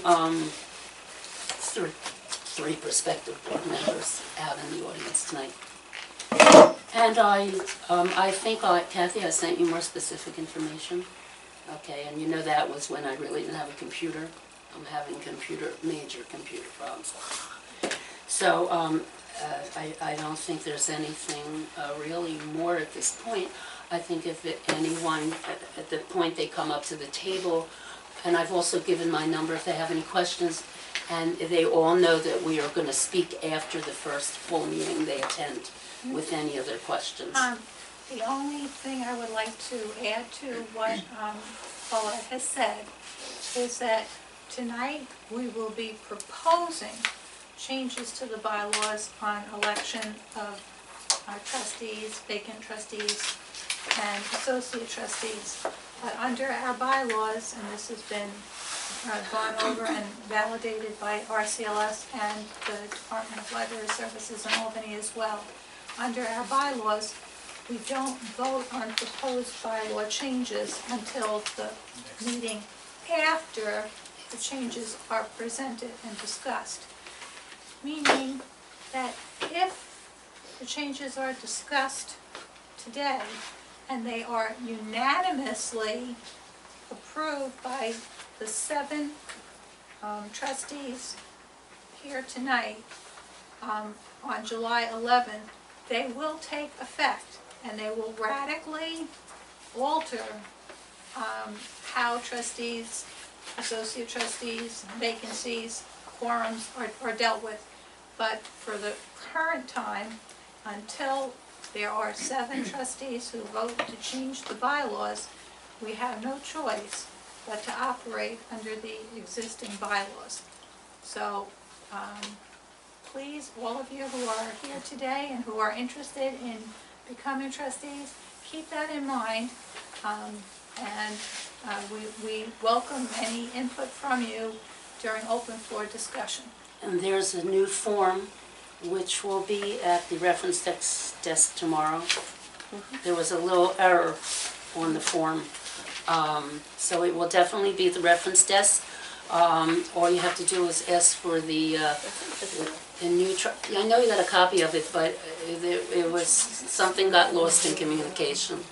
And something was changed when it was printed up. So as of tomorrow, they'll be at the reference desk. So all you have to do is tell anyone who's interested, just ask for the new trustee information form. And just fill out the form, and in there's some information at the bottom which you want to read. You're going to have to sign the form and then just give it back to the reference staff member. And the last thing I want to say is, welcome. Thank you. And And I you don't want know what you got yourself everybody into. to know that she has jumped right in here with us and has volunteered to serve on the fundraising committee, on the public relations committee, and on the nominating committee, so thank you. Well, you've got so 2 committees nobody wants to do. We appreciate And this is all we do in the nominating. Okay. Actually, You can count next time. nominating committee, the bylaws were changed some number of years ago to add an additional responsibility of being responsible for collecting signatures on the petitions for increases in the budget. So, Well, I always did my That'll be share, next so. year. okay. But I think you're leaving Liz with the impression that it's all on her. No. No, I'm It's a sure shared it's all on me. responsibility. Pat. It's all on me. It's not all on you. I don't know when that popped up, but I was reading the bylaws last year and all of a sudden I saw that it's my responsibility for the petitions. I'm sorry, I don't remember ever being on there before last year. I think it was possibly to distribute the petitions. Oh, I'll do that, that's, Yeah, I think that's what it was. I don't think it was. well, we have to be a little more that the specific person in our wording. was Because I was- responsible for getting No, I all think the when it signatures. went back to was it Michelle what was the girl's name? Netta? That moved Netta. to Hawaii. She did some, California. right, it was sort of like a rah-rah-rah thing, you know, she would give us an update every week or month or something on how many signatures, so it sort of kept the ball rolling. Am I correct, Marilyn? She wasn't on She, nominating. but she did that, she took on that, But she wasn't I on think she might nominating, have so I don't been, know how it, She no, might I have didn't been. chair nominating for years. when she came on. I wanted a rest. This was like 2011. I Okay. wanted a rest. Okay. So now we're going to go with Who's the this for? executive committee report.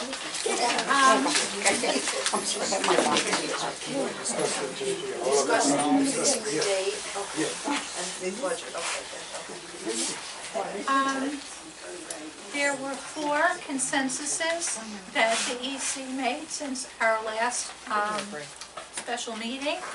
And I'm going to ask that those consensuses be voted on after I identify them.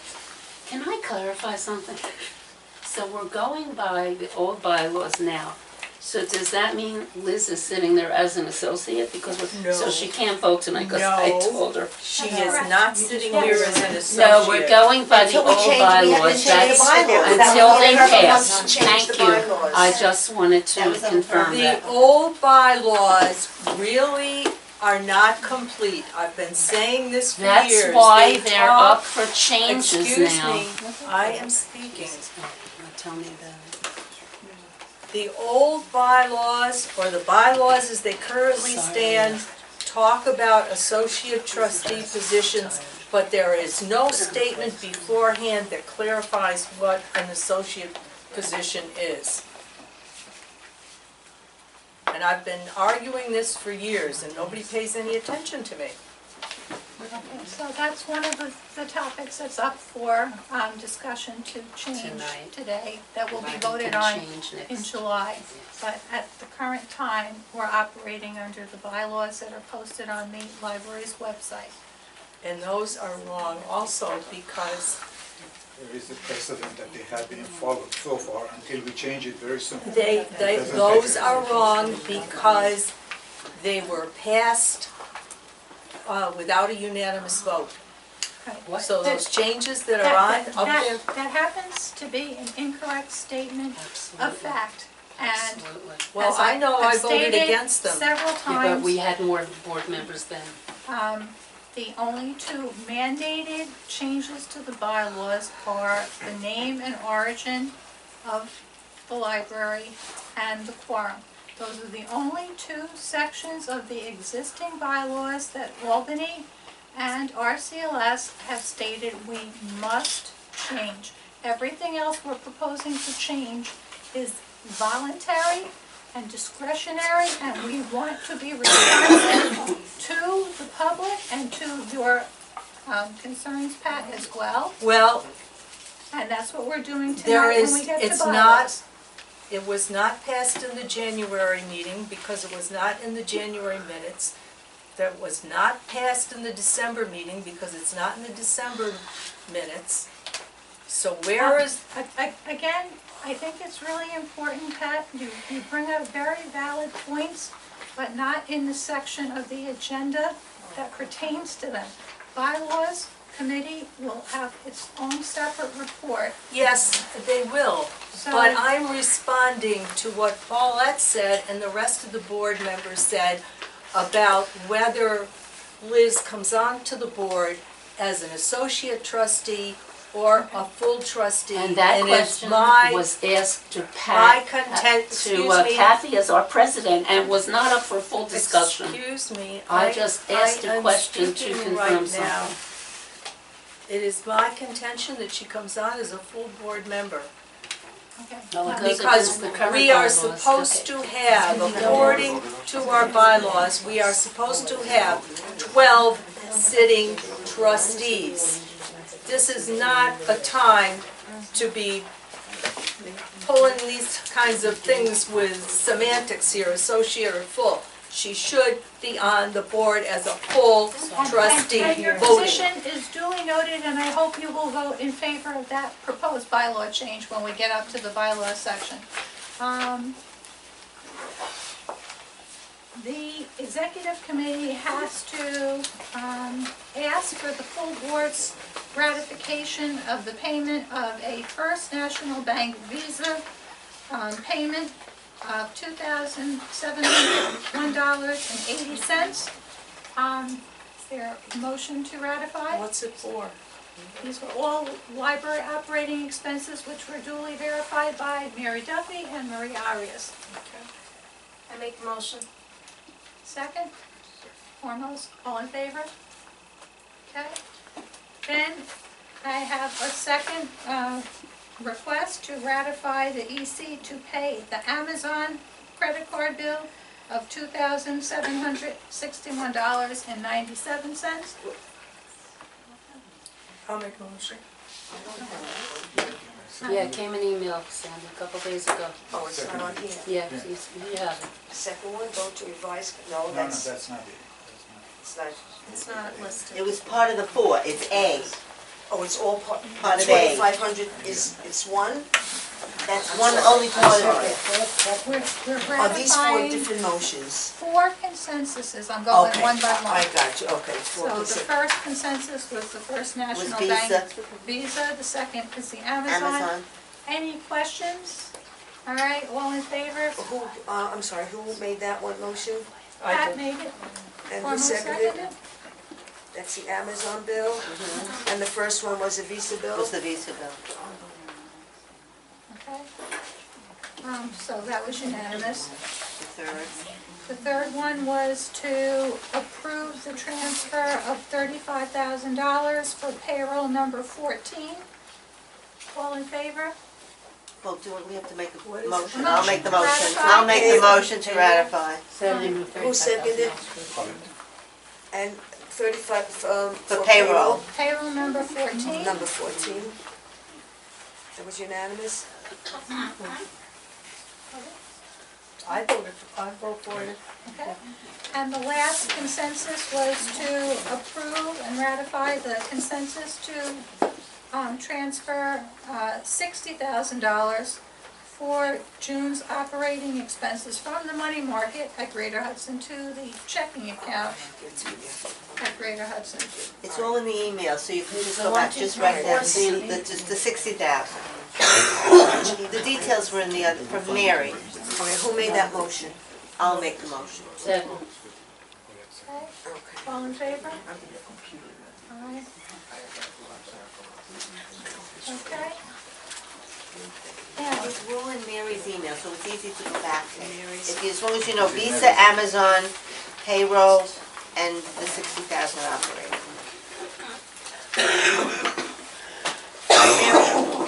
the Visa and Amazon are the only non-recurring expenses that we have, or basically they're the major non-recurring expenses that we have every month. So they have to carefully be evaluated, and the Amazon statements are typically 20 or more pages of statements. Mary and Maria go through every single line and report to the board if everything is backed up by supporting documentation. So the other two transactions, payroll and operating expenses, are recurring. The board has previously approved them, but we still, for banking purposes, need 2 signatures. So that's why we're ratifying those consensuses today. Now, as I promised Ms. Shanley, we have,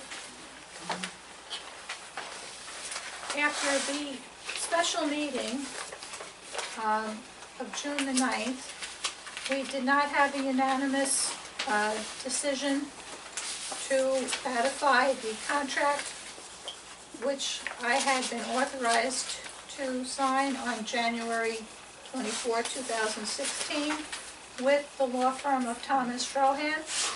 So the attorneys drafted a new retainer agreement, and in part it says based upon the recent vote of the board not to ratify the original retainer agreement, but to convert it to an hourly rate arrangement as of April 1, 2016, we've recalculated the amounts previously paid. For January 1 through March 31st, there were 55 hours at the discounted rate of $175. And based upon the old contract, we were being able to spread our payments out in equal monthly installments of $1,415 a month.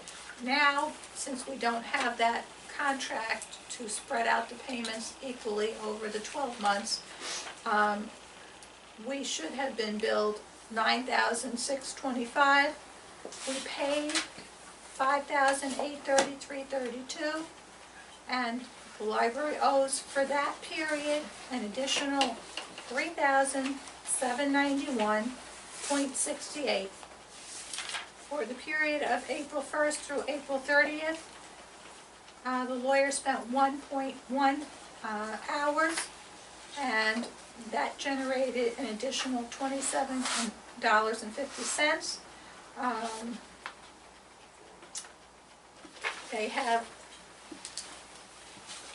done a recalculation of everything and sent us an amended invoice that shows at this time we owe $3,929.18 at the hourly rate of $200 per hour instead of the discounted fee spread out That's to have over the lawyer 12 on months. retainer?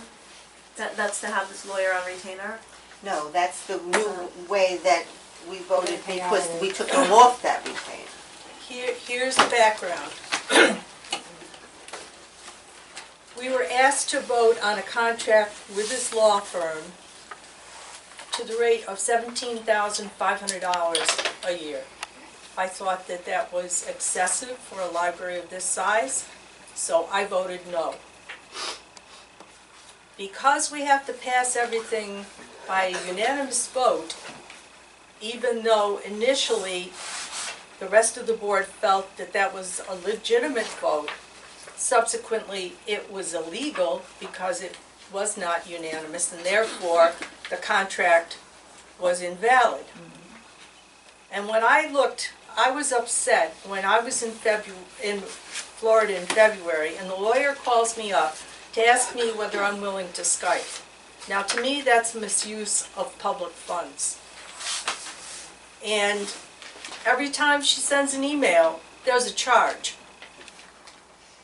The issue was initially, and people need to know this, that I learned that we had to pass everything unanimously because by law, if we're supposed to have 12 trustees, no matter whether we have 12 sitting trustees or not, everything has to be passed by a unanimous vote of the 7 people who were here. When I first heard it, I wanted verification. So I contacted the Committee on Open Government in Albany, spoke to the executive director, asked him for a ruling. He sent me on letterhead stationery an email stating this. Apparently the board was unwilling to accept this, so they went to RCLS and they spoke to representatives from the Department of Library Development.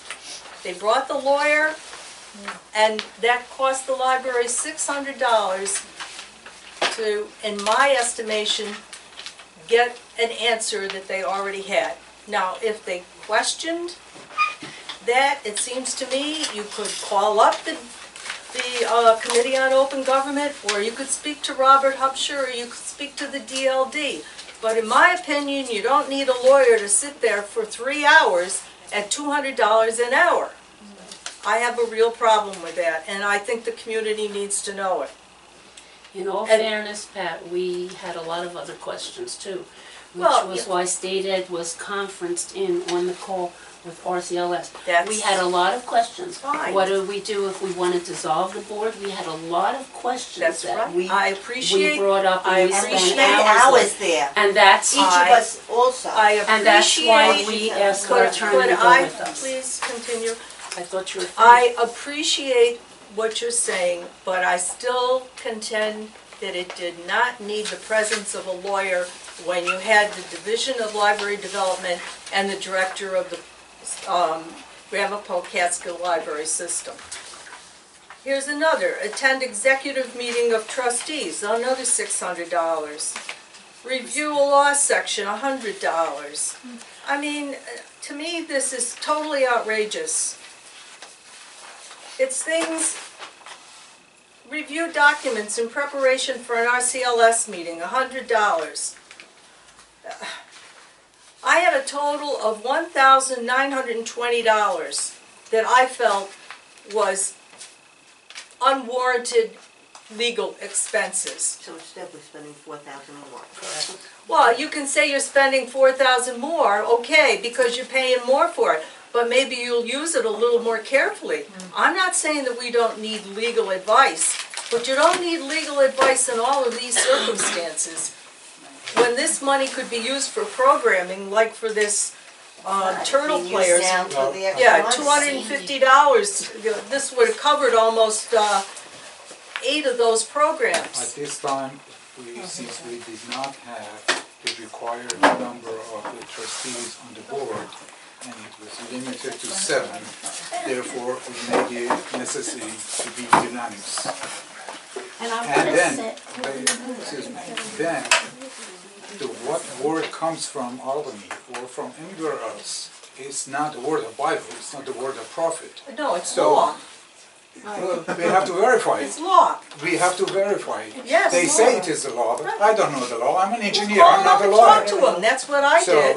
well, well, some, we needed a lawyer to explain it to us and find don't it out. buy it. Now, this is one opinion against 6.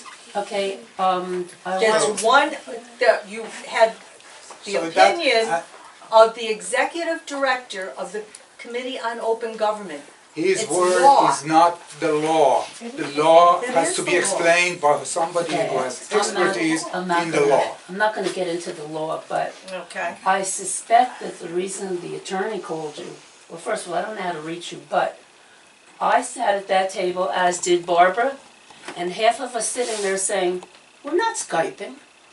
And when you received an email, you may have gotten a copy of the email when I said, I agree, I'm not Skyping. Why should I have to put my home address from where I'm Skyping in an ad in the newspaper? I totally disagreed with, if you want a quorum, Skype. And it can't be a conference call. One of our interested parties is a library director. And in discussion, she thought we could just have a conference telephone call, and we can't because the public has to see our faces while we Skype. So if I'm Skyping from home, that computer would have to be right here, and my face would have to be on that video. And the only bad part about Skyping, it's not even being on the computer, it's having to put our home address in the Orange County newspapers. Who would want to do that? If our, now we know that our home addresses are already on our, on some of our state forms. But the point is that we all have lives. I mean, I worked on a prison unit for a couple years. Do you think I want my address in the You newspapers also in said, Orange in County? addition to that, I mean, You know, she was in Florida, but if Right. it was your house here, people, you could visit, you could actually go to their house to see the meeting rather than sit here. Now, ask That who was would what wanna- he said as well. Who would want to do right? that? I mean, I disagreed. We I all said, agree to that. The point of the discussion No, was no, not right. the Can discussion, I was that we finish? needed the legal advice. can I Right. finish? I know, but what I'm saying is that I believe that the reason our attorney called you was because none of the rest of us, with the exception of Kathy, even went along with it. I wouldn't call you and ask you to Skype when I She felt asked so me if I strongly. was willing to Skype. Well, because the My- rest of us my- sat at that table, and we said, no, we wouldn't do it. Well, We wouldn't do it. Well, We then could it do was it. moot, then there was no reason, if the rest of you weren't Yeah, gonna but do you it, were there the only was, one out of town. there was not no us. reason to Right. call me. Right. But you had DL backup at that meeting. You did. DLD and RCLS asked the executive committee to meet with them because they were aware of the fact that we were having difficulties having all 7 of us at the same time in the same place. The last time we had 7 trustees all present before the special board meeting on June 9th was at the meeting in January. The annual The meeting, annual not the meeting. regular meeting. So, various sections of the law were explored and discussed, and Albany and RCLS were simply trying to give us all of the options to comply with the open meetings law, which proponents of the open meeting law specifically allow there to be Skyping instead of coming personally to this meeting. So if a person, trustee, were out of state and they wanted to go to a Dunkin' Donuts with free Wi-Fi and Skype for the meeting, they could put the address of Dunkin' Donuts in Florida and Skype, and we would still have a quorum. It turns out that there are trustees who, on principle, do not want to Skype and could not make it in person. We're in the hospital, we're in rehab, we're out of state. For whatever reason, beyond our control, we could not get 7 people together.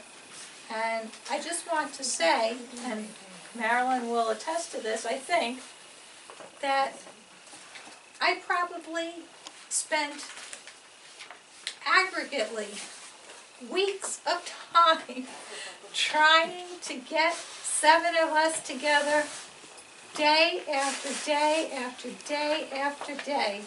And it wasn't until the special meeting on June 9th and today and June 11th that we got commitments from all 7 trustees to be together in this place so we can have a quorum until we change the bylaws. And very specific changes to the bylaws were suggested by Albany and by RCLS. For those of you who were here at the special meeting, I handed out copies of the notes that were taken in the March meeting with RCLS and DLD. And what we're proposing to do in the bylaws section tonight is totally consistent with those recommendations. But I just want to point out that in 2015, we had 1 council attorney who handled general matters, and we had the special attorneys that dealt with the labor law issues, that dealt with the special election that we had to have last year because the town failed to get us on the general election ballot, and spilling over into 2016, there were still many, many, many hours that the lawyer spent in going over and fine-tuning the contracts.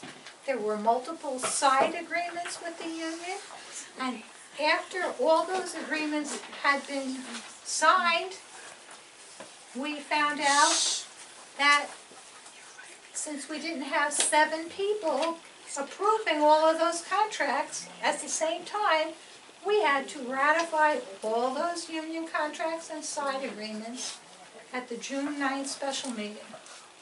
But also, bear in mind that since 1908, 2015 was the first time ever that this Free Association Library had a union. It wasn't cut and dry to say how are these provisions implemented. And the bookkeeper can attest to this, as I'm sure can Mary and Marilyn, that there was a lot of technical questions that the lawyer had to answer to figure out what specific things in the contract, in the side agreements meant, and then to translate that into a dollar amount. So, given the history of this, we never before had so many hours of billable legal time until we had unusual and unique situations to deal with. The special election last year was unique, and I hope it never happens again. And it was not our fault by any stretch of the imagination. There was nothing more this library, this board, every staff member could possibly have done to get us on a general election in November. It just didn't happen. Those are not the expenses that I'm questioning. Right. Those are perfectly legitimate. Right. So, because some of the issues that were addressed with Upshur and Albany at the March meeting was the fact that as of March 3rd, we had not gotten the taxpayer check from the town of Monroe. And RCLS and Albany were unbelievably in a state of shock. How could this be that you have not gotten your taxpayer support money? How can you operate a library when you're not getting the funding that you are mandated to get by law? And you know what, Kathy? When you review those minutes, you can see rarely, if ever, is our discussion in there. He didn't really even put, he put RCLS's comments in state ed, but he didn't put our comments in at all. But, so what I'm trying to say, Pat, is that things may be very black and white to you, but in the eyes of RCLS and Albany and the executive committee and our lawyer, there were multiple questions that had to be addressed, and we're still in the process of addressing them by getting to the bylaw proposed changes tonight that we hopefully will be able to vote on unanimously at the July 11th meeting.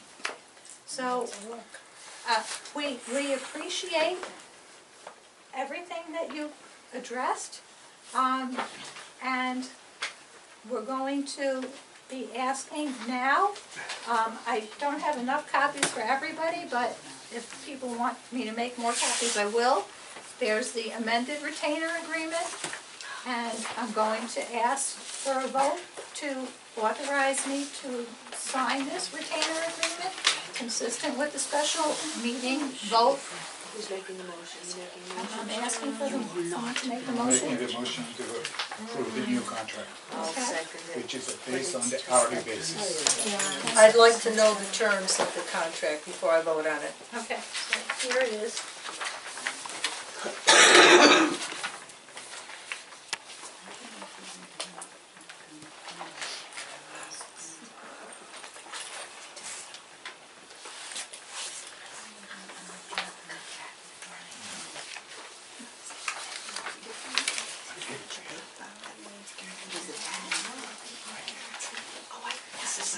This is 7 B, going on in the noise contract, that's 7 B.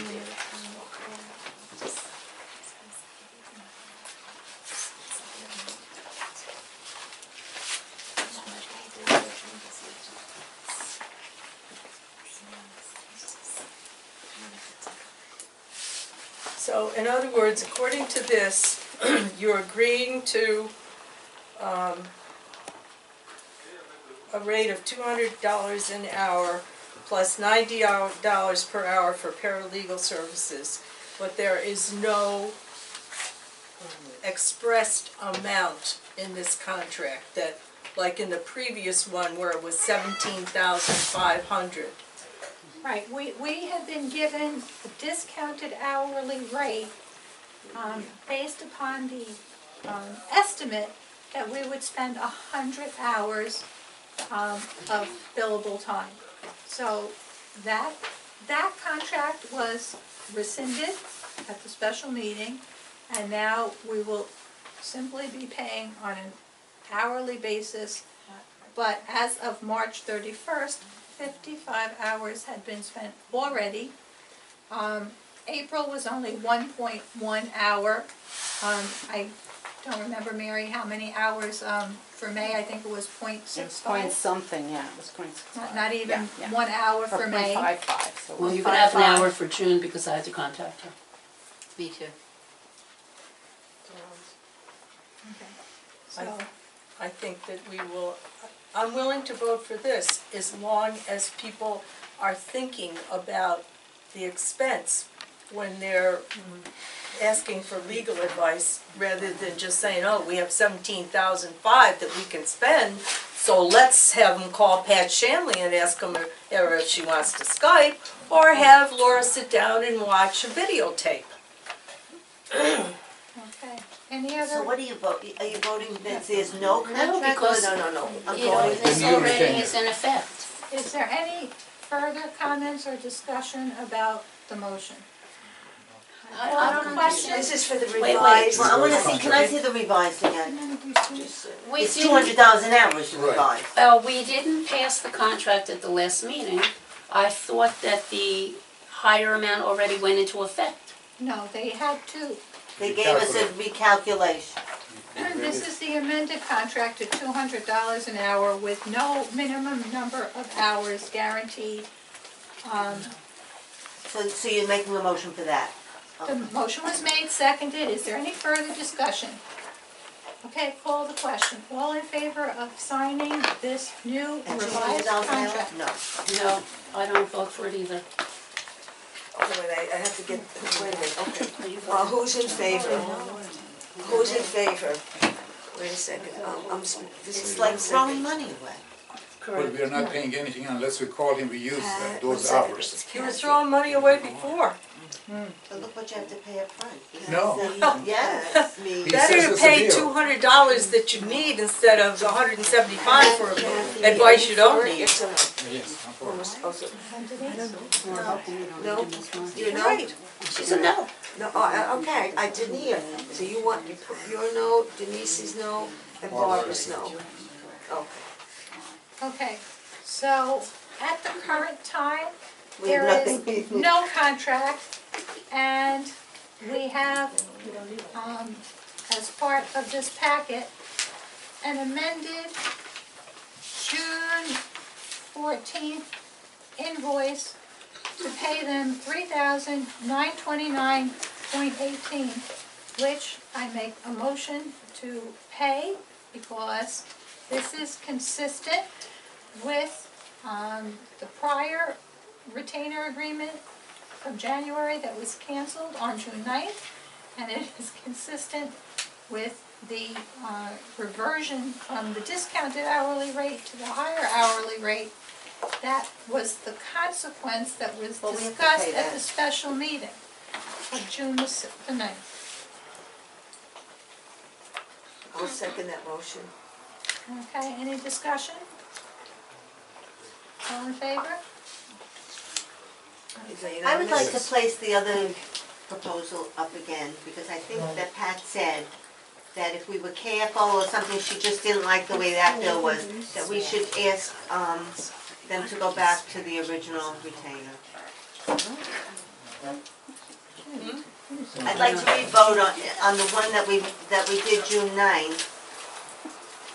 What, the See if- 17.5? I'll tell you right now, I'm going to vote no. So there's no point. Wait till we have more trustees. Okay. So, so, just to understand, even though there was a majority, it has to be unanimous. So it passed, the first one passed, the second one was unanimous, to pay the bill. But, Yes. okay. But the new agreement failed, okay. The thing is that we do not have legal advice. Yep, we don't need it.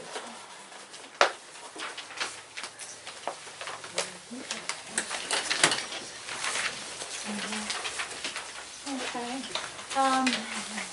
Audit committee We already jumped Had that ahead week, right. and agreed that we're going to be meeting with the auditors on July 21st at 3 p.m. Correct. And I'll send the email tomorrow. Do you have that? Is there any report on fundraising and grants? Pat, you're chair of fundraising, and I don't see from your chart, Barbara, who's the chair of grants? Here's the chart, you gave me, okay. Grants, there's no chair, there's no bright color listed, I don't know who the chair is. Okay. The people on the committee is Denise, Pat Shanley, and Marilyn. On which committee? Grants. Okay. Marilyn, you always covered that you're still pursuing the Larkin grant, and it just takes time. And also with the Greater Hudson Bank, for the Walmart and Walmart? We're going to, yes, we're going to. I'm going to do that with Melissa. Okay. So now that we have fresh blood, enthusiasm to go with the fundraising, I hope that those committees can shortly meet, and I think it makes sense to meet in a combined fashion because there's such overlapping of the two topics.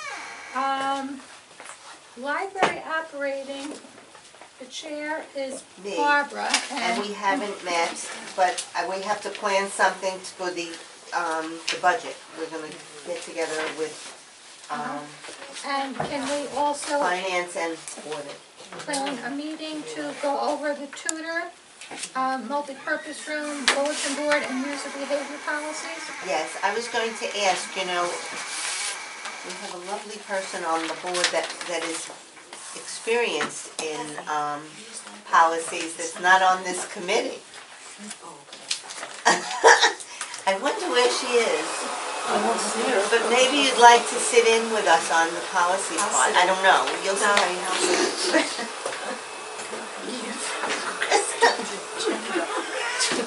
I'm right here. I'm answering for Paulette. Listen, I got those Larkin policies, 1, 2, 3, so we could get the grant. Well, that's what I'm saying. It would be nice if you'd sit in with us on that. I have a whole bunch of them. No, I took one. What do you need? One of those charts I have. She just gave me the one with Liz's name in it. I can give you my original Well, if you'd like. since I have to sit in on this, Marilyn, you had some issues with these policies. Here, you can have my tell us what they code. were? That's to the committee. Not this very Oh, okay, so Marilyn has to be on the, has to go to the committee meeting too. Fundraising, nominating, and public relations. Okay, so 7E is long-range planning. I tried twice Mary to get brought together a meeting, and I only got responses from 2 board members.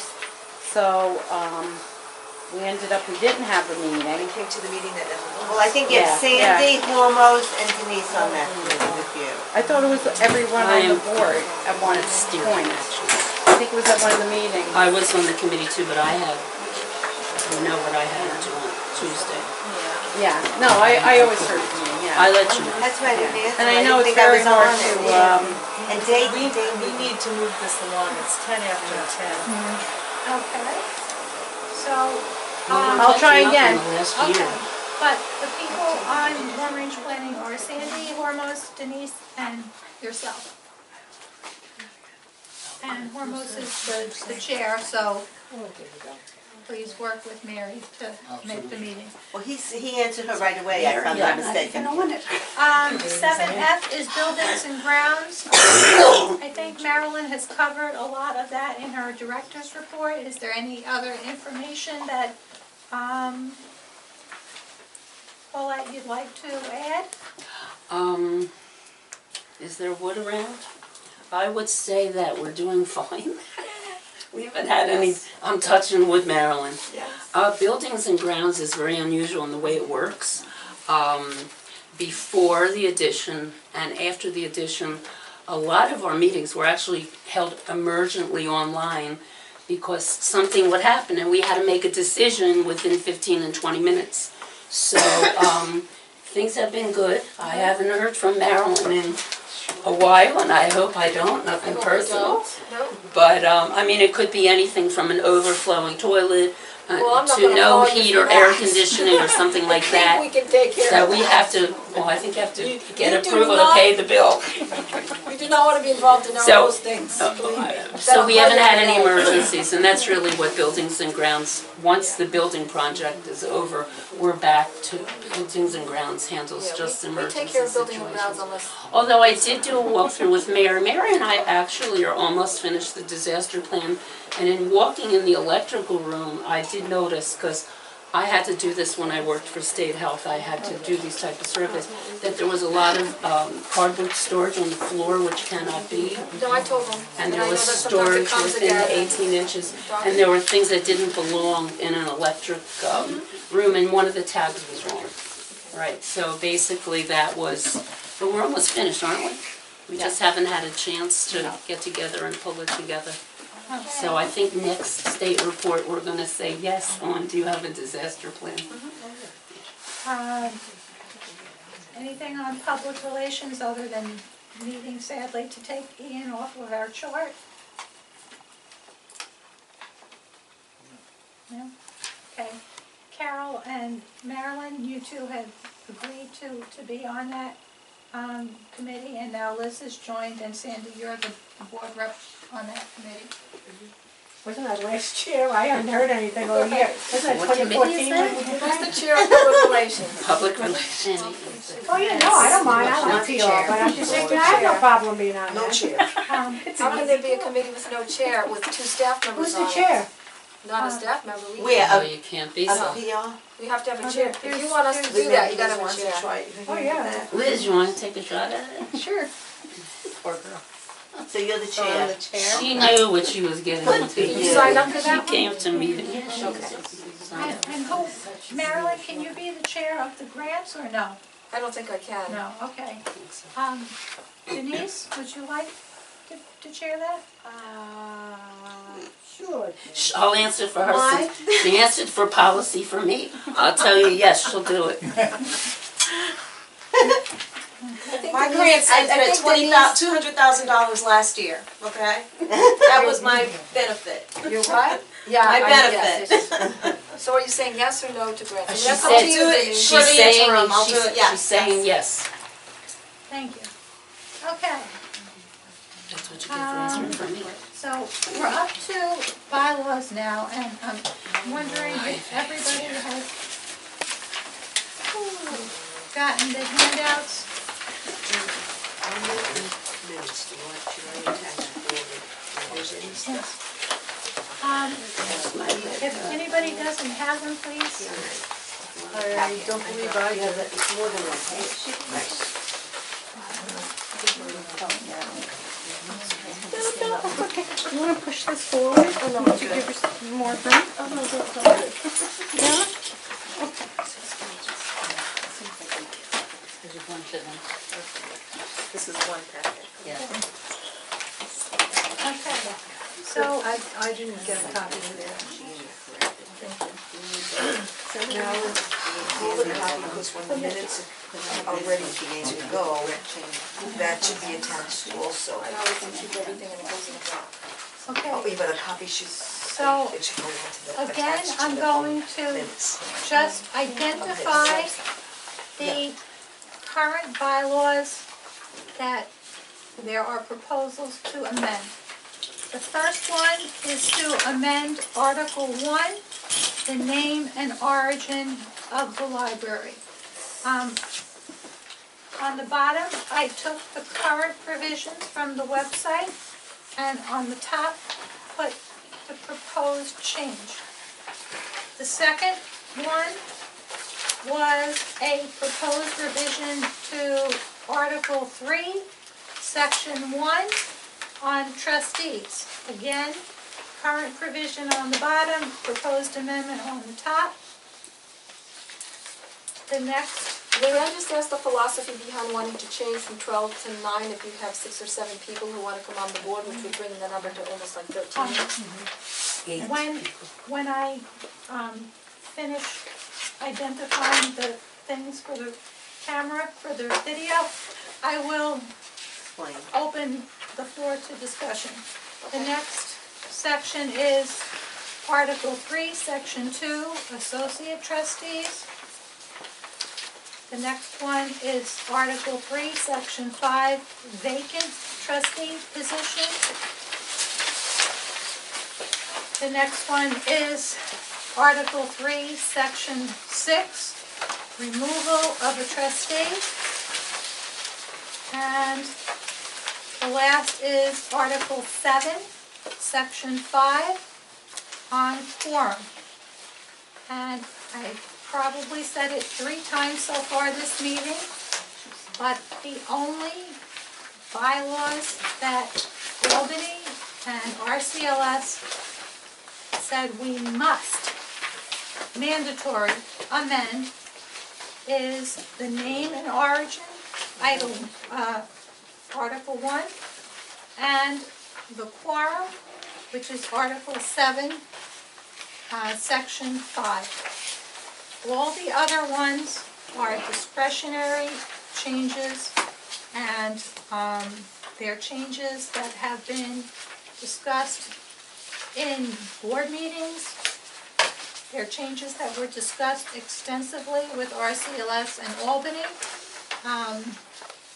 And hopefully they're changes that people feel are timely, and that would include being able to have trustees come on board to fill a vacancy and be able to vote as soon as they are elected. But to answer your question of the philosophy, Yes. given a history of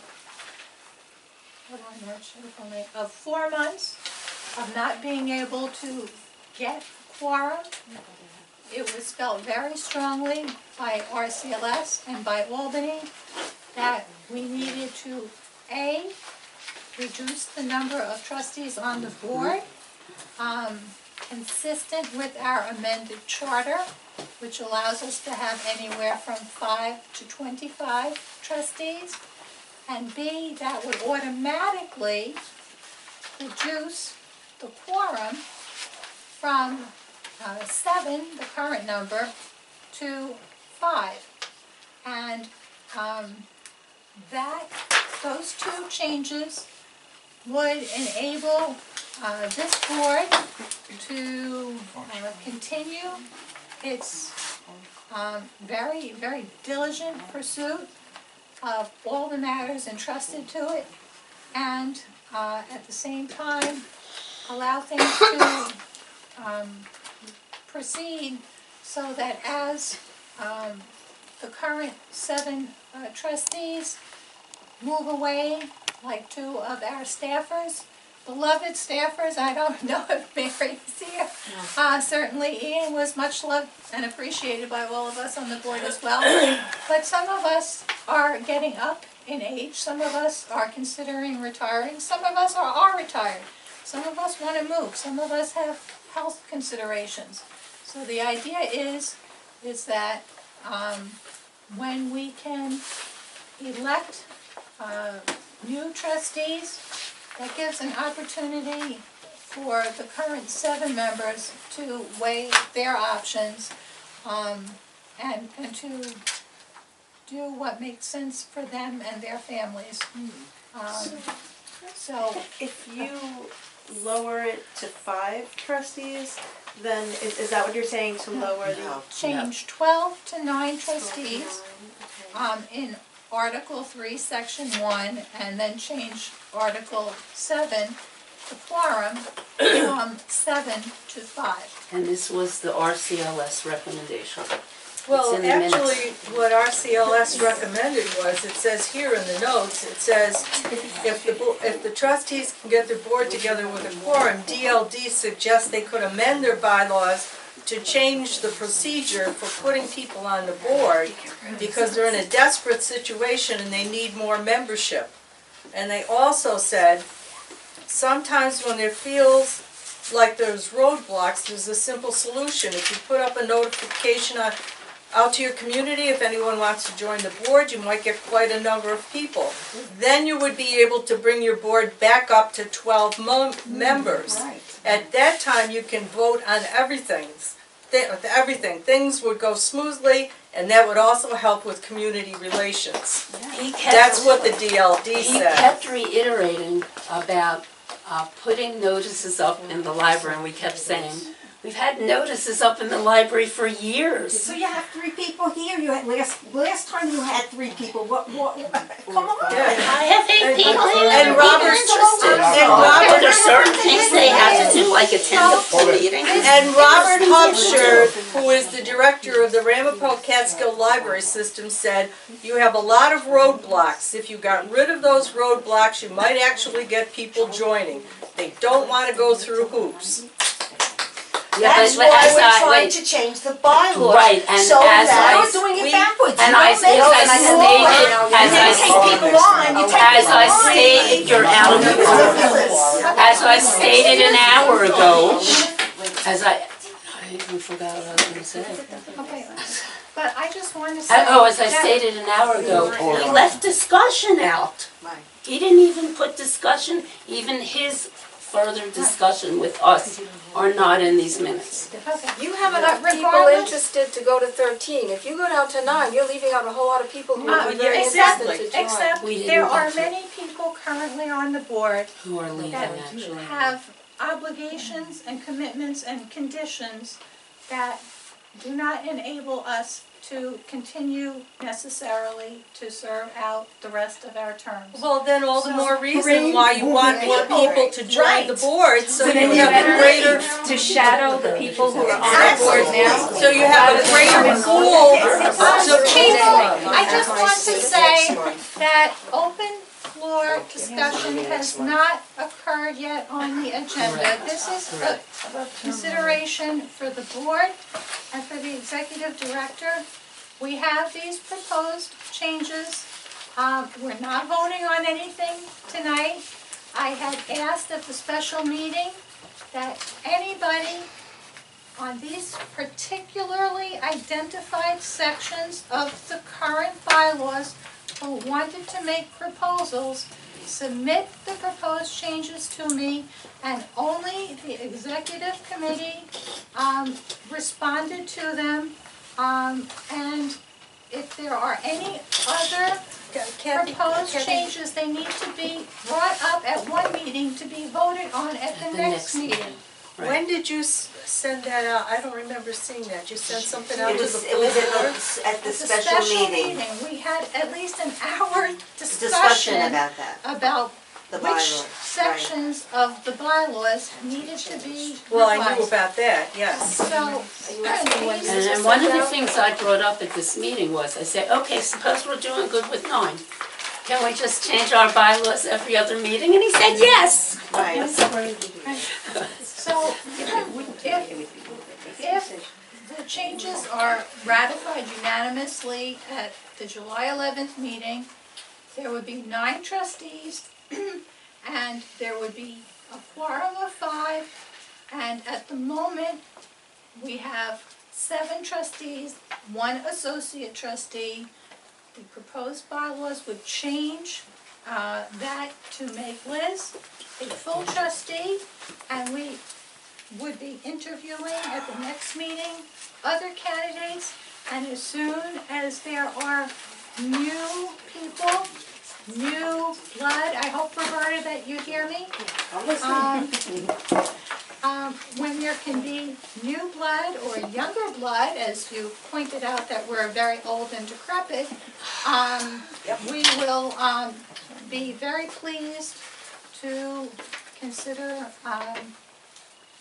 having our replacements take over. We have 8 the people reins. interested. Just because we have that number of 9 doesn't mean that we're not gonna take 8 more people.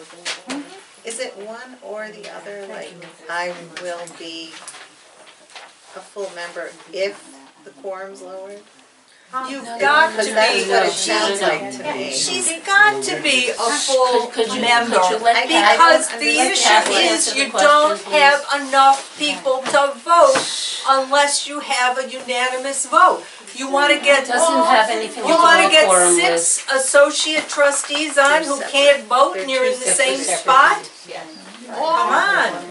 We're not the July only, 9, that will if be you resolved. read the only, It doesn't, Okay, so, copy it from, if to you look, answer By your July 11, it question, will be resolved. these bylaws have to be unanimously approved on July 11th to take effect. If there is even one nay vote on July 11th, the prior bylaws will remain in effect. So, everybody please keep that in mind. And as Paulette said, if the bylaws are amended and the new part about the people join, associate trustee. then they will be able to modify the bylaws Do whatever you want. under the terms of the bylaws. There's a whole article that deals with amending the bylaws, and that's Robert Kupcher and Non-residents. Lynn Webb in Albany have That's what made we're it trying to pass crystally now. clear. We have to amend the current bylaws according to our bylaws as they exist now. We cannot snap a finger and wish, because we want to have things changed, nor can we have things changed willy-nilly. It has to be done in the procedurally correct way. So that is my report as chair of the bylaws committee, and we are moving on to old business. I have a question. Yes. When you're saying this, I know you're saying it's separate, but it sounds like what you're saying is, in order to have new members, we have to shift the bylaws. Yes. That's Why what is our that? CLS says. You have to what? In order to have any new members, even associates, Well, we're not gonna have. No, if we- No, if we we're were associates, keeping no, we're associates, just we could getting have. rid of We're associates. getting, One of the only under things what we're was trying to to do, get rid of we're associate, getting rid of and then you will, associate. The and when that only, passes, you will be a full the member only in associates July. will be That's one of my non-residents changes. of Monroe, The only associates and are under young 18, ones. they will be Read the this, only. and you'll see where the issue is. Okay. That it's never spelled out that an associate has to be on a probationary period. It's And not that's gonna be being anymore. eliminated. This is why we're gonna vote on July It 11th to isn't in eliminate there. it. Okay. But that's the old bylaws, that's why we're trying to change them. But I And it know has to take 2 Correct. meetings legally to change ask a them. question? I'm not taking Maybe questions this- from the floor, she's the president. Address them Public to her, comment, we're please, getting to that. Is I'm there any sorry. old business? because I'm losing my temper. Is Carol, there I'm any sorry. new business? The current bylaw says that there's 12 trustees, Could consists you- of 12 trustees. Yes. That's the current bylaw, right? Yes. There's only 7 current trustees. right? That's our problem. Right, so there can be 12 trustees on the. Correct. It could be, We're gonna By the build, current, 25. we're gonna build up to it, absolutely, absolutely. But is there any new business?